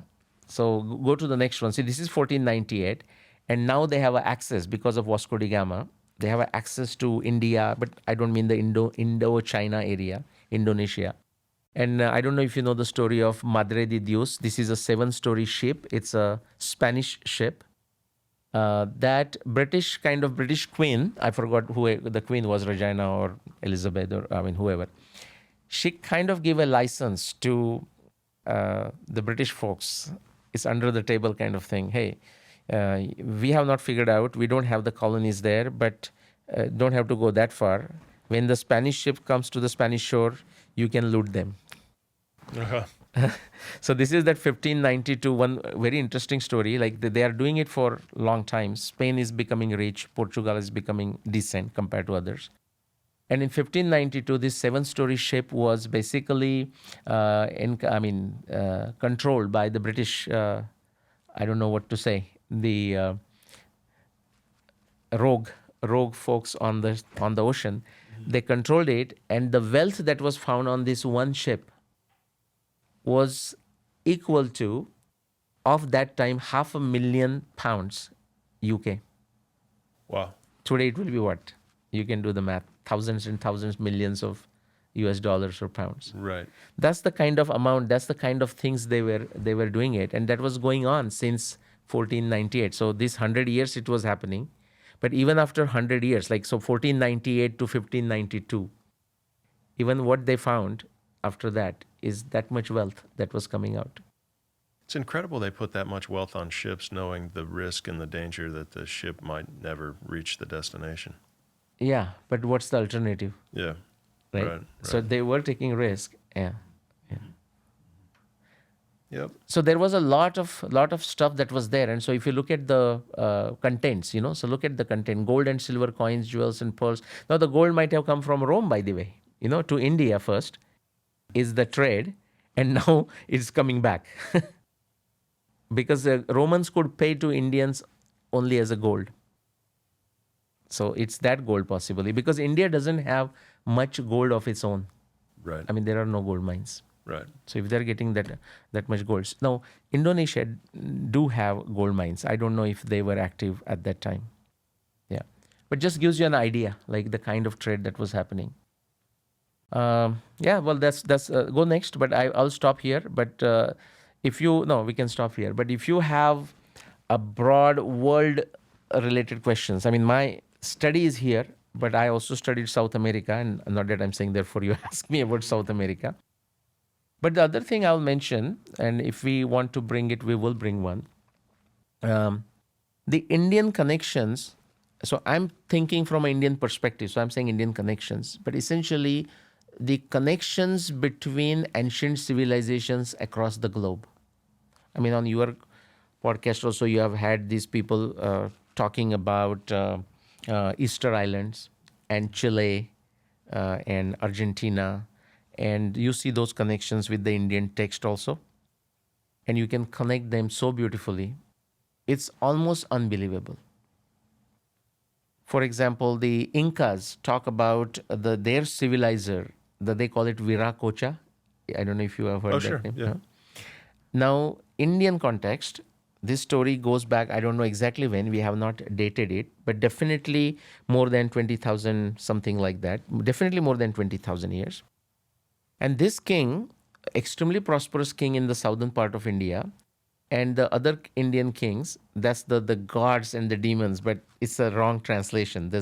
That's like saying folks from Iowa and folks from California and Right, New right, right. York. No? Sure. So these people from the north part of India, they control this guy by a very diplomatic thing. Like literally, the guy goes there and as if like holds the gun to his head and says, "Drop the weapons to others." They house arrest him. Bali, his name was Bali, and then he was put in house arrest away from India. And it's my conjecture, there is no direct evidence, that the Bali in Indonesia is possibly where he was held, and that's how the name Bali comes. Okay. The text says, not the Mahabharata, another Purana text, says once they had controlled the Indian portion of his kingdom and now they have a control, they released him from his house arrest. And he said, I'm not going back to India. He continued eastward, and the place, he says, he came to a place called Patal, that's the Indian word, but referring to South America. And he established multiple colonies. Now let me come to Viracocha, the name that Incas used. One of the ancestor of Bali, and even Bali is known by that name. Like in your family, you use the Bealls, for a long time kind of thing, is known as Virochanas because one of his ancestor is Virochana. And, in the Sanskrit, we can say they call it Varna Viparyaya. Like sometimes the word one letter goes here and there and how it changes. So that we find. Ryan, if you can get back the presentation, I'll show you one slide. Okay, you have seen this before? I have, yeah. Yeah, Graham Hancock and many others will talk about it. Yep. It's This is Argentina? Peru. Peru. Right, Peru. Yeah. Bay of Pisco, like Paracas area, south of Lima. Yep. So this is kind of facing. I mean, it's a Pacific, facing to the Pacific, but slightly north. But let's not get into that nitty-gritty detail as the north. Now, when Spaniards came here, they asked the locals like Ayamara and Quechua Indians, like, "Why did you guys create this?" They said, "No." "How about your forefathers?" They said, "No. They always told us it was always there." Now, because it's in the rock and they have not found to date it, other than like they found some organic matter at the bottom of it, so they dated and it comes to 200 BCE. Now, that doesn't tell us much. Okay. Now, this is also sometimes the archaeology confusion. Yeah. They will date something and they say this is 200 BC. Nah, it all simply means somebody ate a burger sitting there picnic, doing a picnic in 200 BC. That's what it means, Kind of the earliest date. Yeah. Yeah. Possible. But there is no description of it, like why it was built, who built it. Now, Ryan, go back one page for a second, previous one. Now, in that Ramayana text that we didn't talk at all or just little, the other epic, 24,000 verse long, and what I have dated to 14,000 years ago, the story simply goes like this. There is this king and he is the prince, that's Rama. He's married to a lady, Sita, and then they are sent into the forest as a part of some condition. The one of the queen does not want him to become a king, so he's sent into the forest and he's roaming through the central India. During that time, the very powerful king Ravana from the island, like on the equatorial island south of India, he comes and snatches her. And he does it because his sister has been done wrong by these two brothers. We'll not go into that story. The point is he takes her away. And now Rama wants to find his wife. That is that whole Ramayana kind of is about. In the process, he takes help of a group of people from southern part of India, like today's Bengaluru and just north of Bengaluru. They are called Vanara, like a Visheshanara. Again, I will not digress on that point. Some human beings there. They want their help. They are very good at traveling around the world. And so this Sugriva, one of the guy, he invites his folks, divides them into 4 different search parties, and sends them in the 4 directions of the world. Now he gives them the GPS coordinates up to these places that you are saying.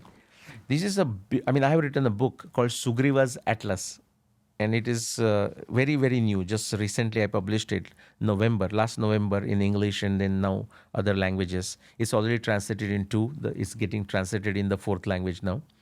Sugriva's Atlas. But just a quick summary of this is Sugriva telling each Vanara party going in each direction. He's not asking them to go that far, but Sugriva is telling them 14,000 years ago the geography that he knows. Now, this is very fascinating. In the east direction, he is essentially, if you take his descriptions, he's not calling it South America or Peru, but if you take his descriptions and follow the world map, like a Google map or Google Earth, it's going to take you all the way to the Andes in the east from India. In the west, all the way to the Alps. In the north, he talks of Arctic, like in Sanskrit text. So he says Uttarapaya Samnidhi. In the south, he's talking of Antarctica. He calls it the capital of a Yama, the death god. He's describing this. What is fascinating is he says about all this, he doesn't talk much about Africa. At least it's not very clear. So I'm not sure why he does not talk of Africa, or maybe it's our limitation ability to read Africa into his descriptions. But what is very clear, he does not say anything about North America. He does say about South America, like the Andes. But he doesn't say anything about North America and anything of Western Europe.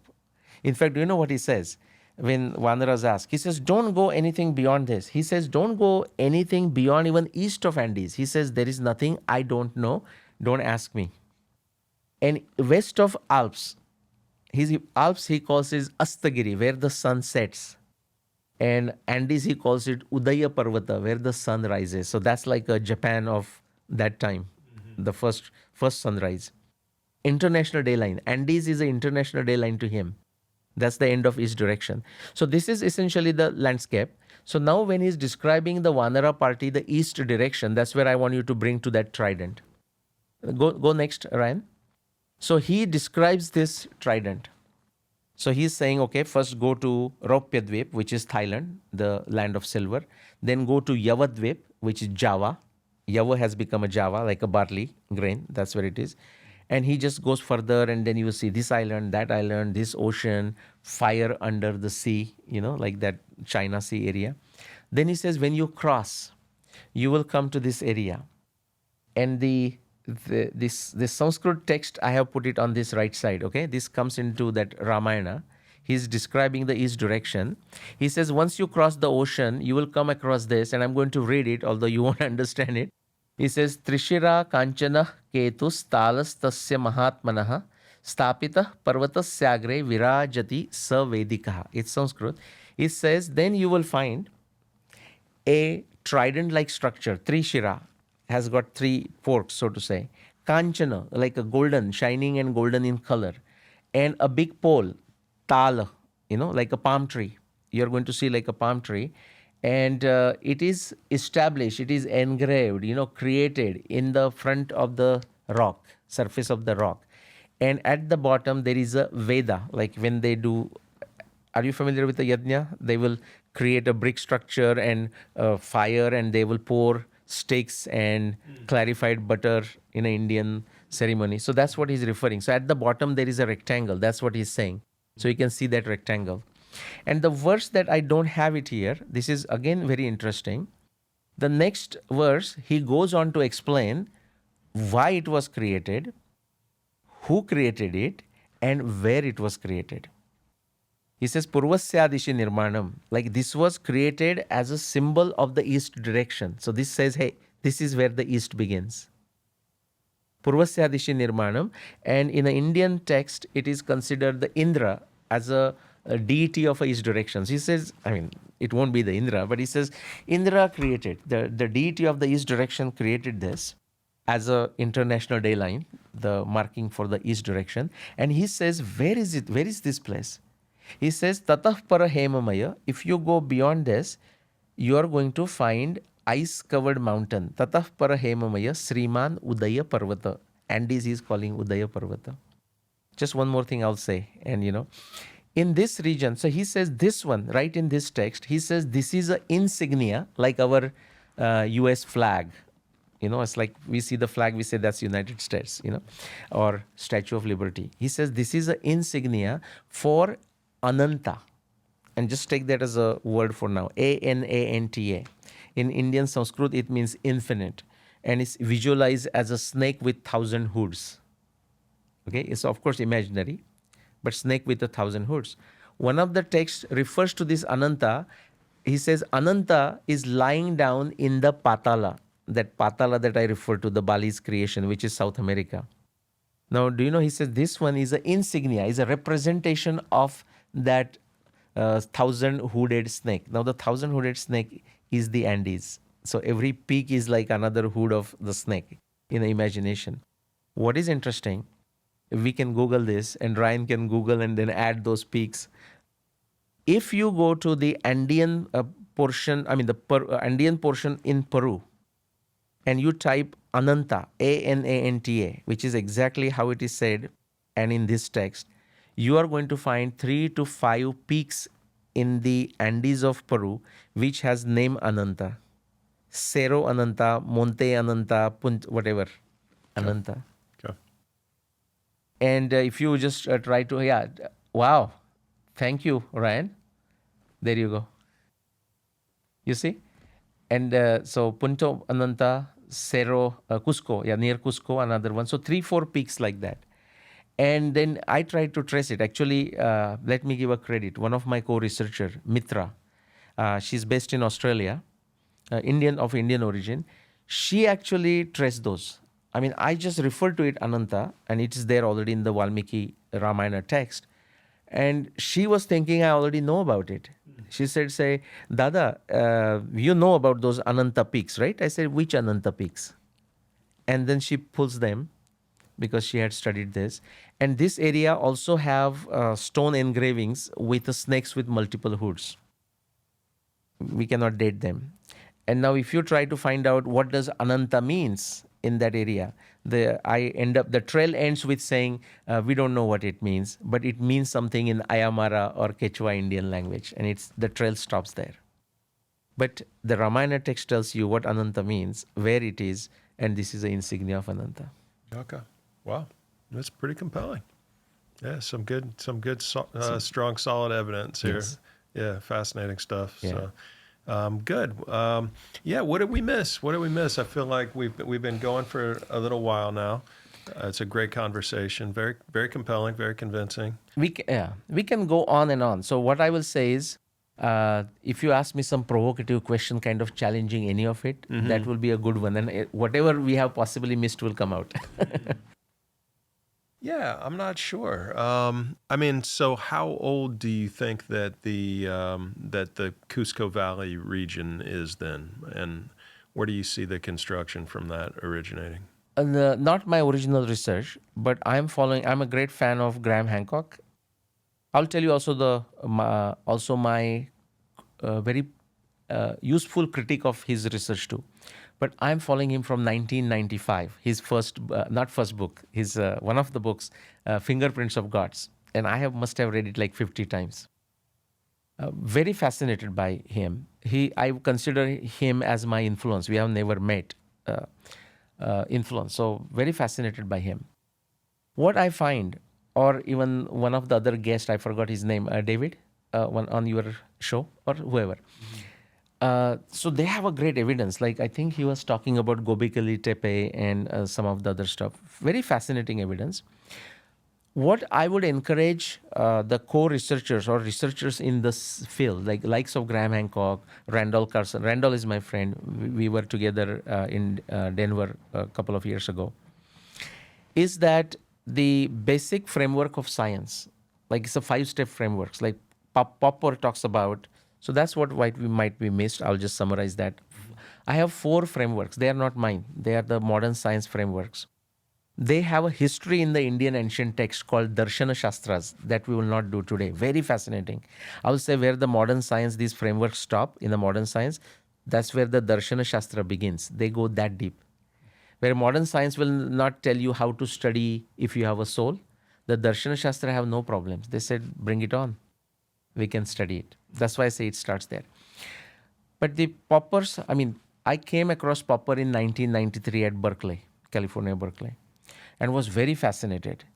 And then one of the professor there, he said, Nilesh, if you're so much interested in popper, why don't you study Nyaya, like the Darshana? And I'm from India, but I hadn't heard about it. So it was an American professor telling me to study Darshana. And then I studied since then. So Popper gives, there is a problem. You put the hypothesis, then you collect the data, you objectively test it, you draw the inferences. So in his language, it's a triangulation of explanation, prediction, testing in the context of a theory, in the context of background knowledge. This is Popper. Now, thousands of years before him, sage Gautama in the Indian text, Nyaya, he says exactly the same thing. Do you know what he says? Pancha avayava, like 5 elements. Use 5 elements. What's your framework? Use 5 elements. And you say, what are those 5 elements? And then he says, pratidnya, hetu, udaharana, upanaya, nigamanani, avayava. 1:1 correspondence between what Popper is saying and what he's saying. My point that I am asserting, I'm confident that most of our folks, by our folks, I mean the people working in this area, like likes of Graham Hancock and Randolph, if they use that framework, inside maybe it is in their mind, but if they start even showing it, and I do show in my presentations, hey, this is the problem, this is my hypothesis, based on this is the data I collected, like a 300 astronomy references, this is how I tested, this is the inference, and these are my assumptions. It's so beautiful. It's complete. There is no hole left. There is no blank left. So that's the one framework. Other one that we just went through, it's a successive approximation. Like those 2 star positions, I got a 6,000 year interval. Then the old guy lying on the bed of arrows gave me another interval. And that's how you kind of go towards your ultimate objective. So that's the second framework, like successive approximation. I also shared with you the oceanography data, genetics data, and there are 20 other categories. The point is, what motivated me to go there? Well, once I came up with this specific year based on astronomy data, the trolling that I had, you won't imagine. This is 2011. Oh, God, around everywhere, some wonderful stuff, by the way. One of the prisoner from Tennessee prison actually wrote to me. I did not show that data to you today, that oceanography data. I'll just briefly mention Ryan and Pittman, 2 geologists from Columbia University. They studied Black Sea. And their hypothesis, and now, they have written 15 plus papers and one book published in 1998. The prisoner in a Tennessee prison reading my book in the prison, the first book, When Did the Mahabharata War Happen, sent this email to me because my email was there. And said, are you aware of this? It matches with yours. I said, what does match? And then he sent me a picture of the front, the cover page of that book, Ryan and Pittman. And then I immediately ran and picked it up.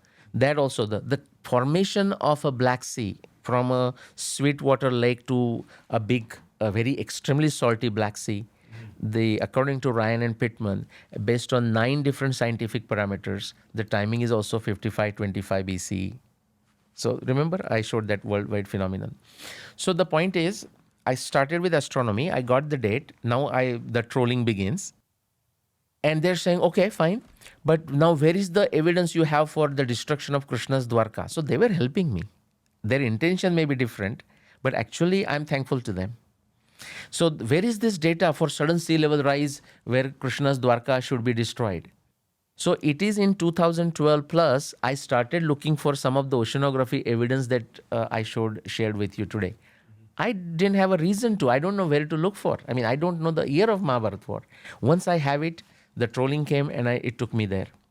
Then they asked the question, oh, but so many people died. Now, how come we don't have any effect of that? So I started looking for physical anthropology and genetics data, and I found it.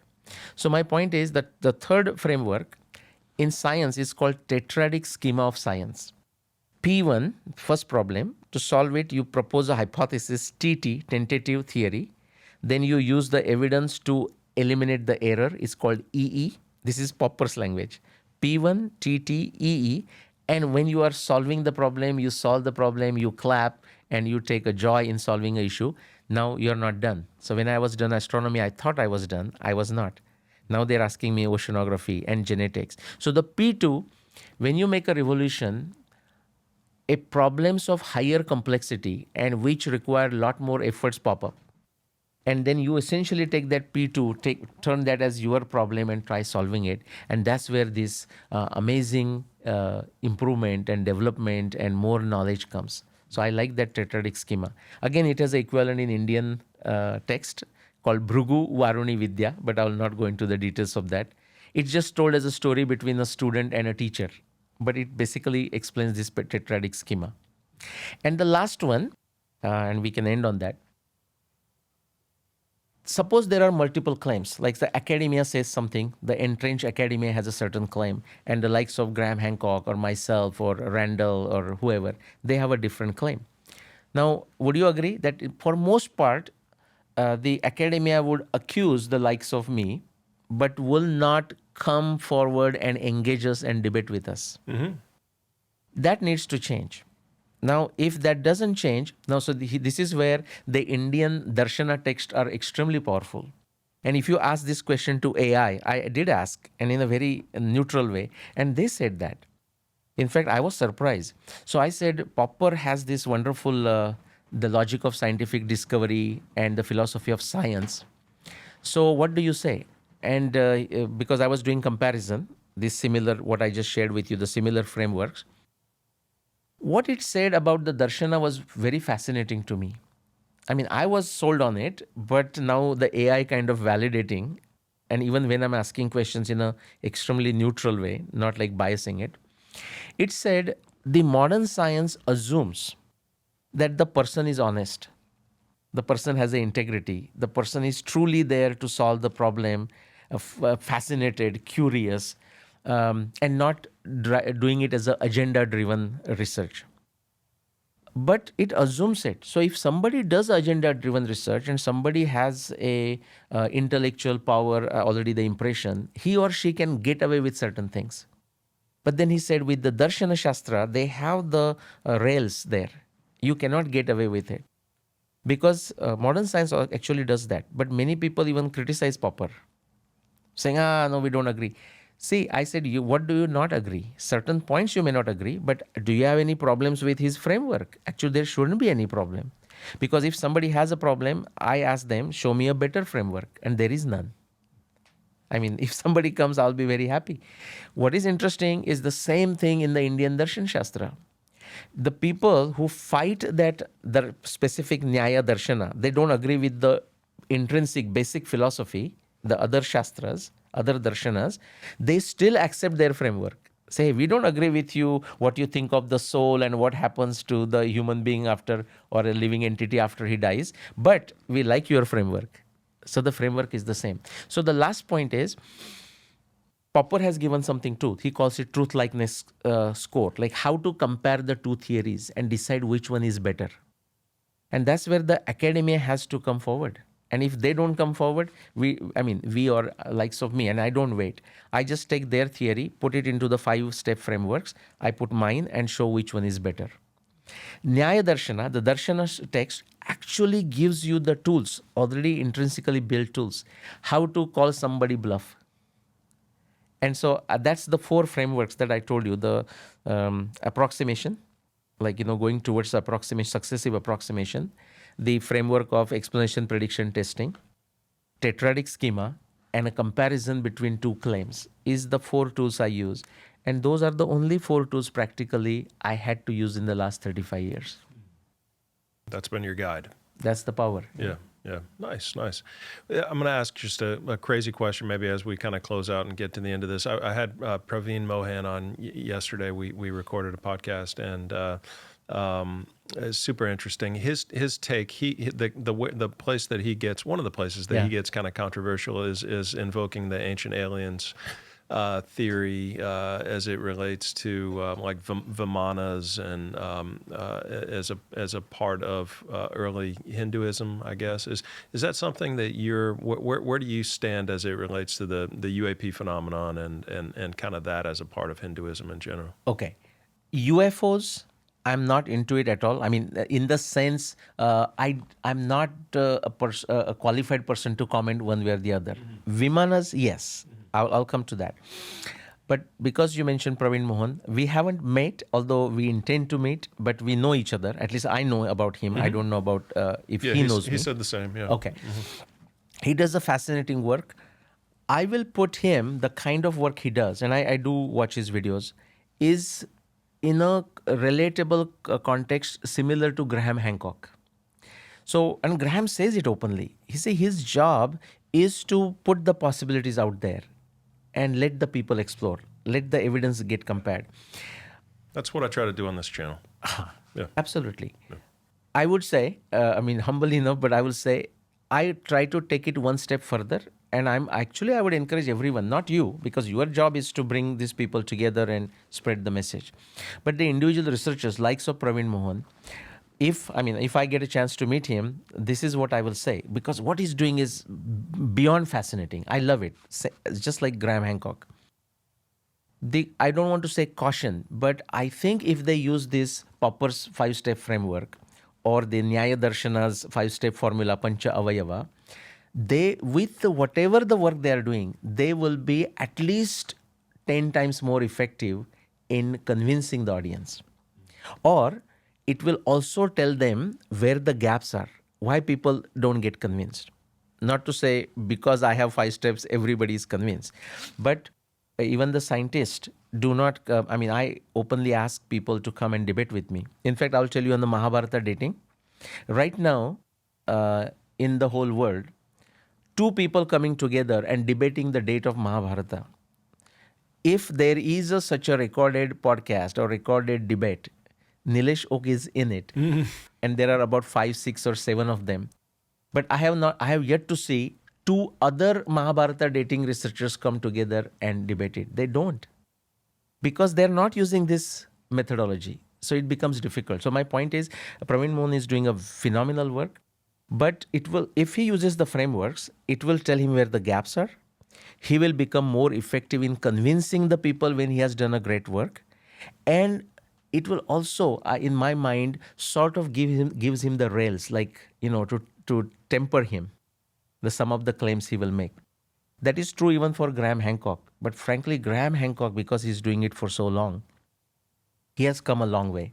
And he has taken a certain approach, meaning saying, hey, he says his goal is to ask serious questions to academics. So he's doing a great job of it.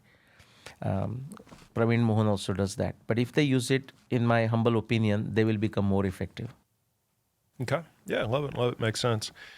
Well, it's usually the guest that has to catch a flight at the end of my podcast. Today, it's me that has to catch a flight. I understand, yes. I'm heading to New York this afternoon, but I've really enjoyed our conversation today and getting to know you. And, I think your name keeps coming up. It's been coming up on my comment section for the last 2 years now that I've got to get you on and talk to you, for proper purpose, because it's been a phenomenal conversation, and it's a topic that I haven't really explored, in any meaningful way in the past. So I definitely feel more educated, more enlightened after talking to you, and certainly open to the possibility that you're proposing. And I think that's all that you're trying to do is say, hey, things might be a little bit older than we think in India, and stuff keeps getting older in general. So, the possibility's there for sure. Very true.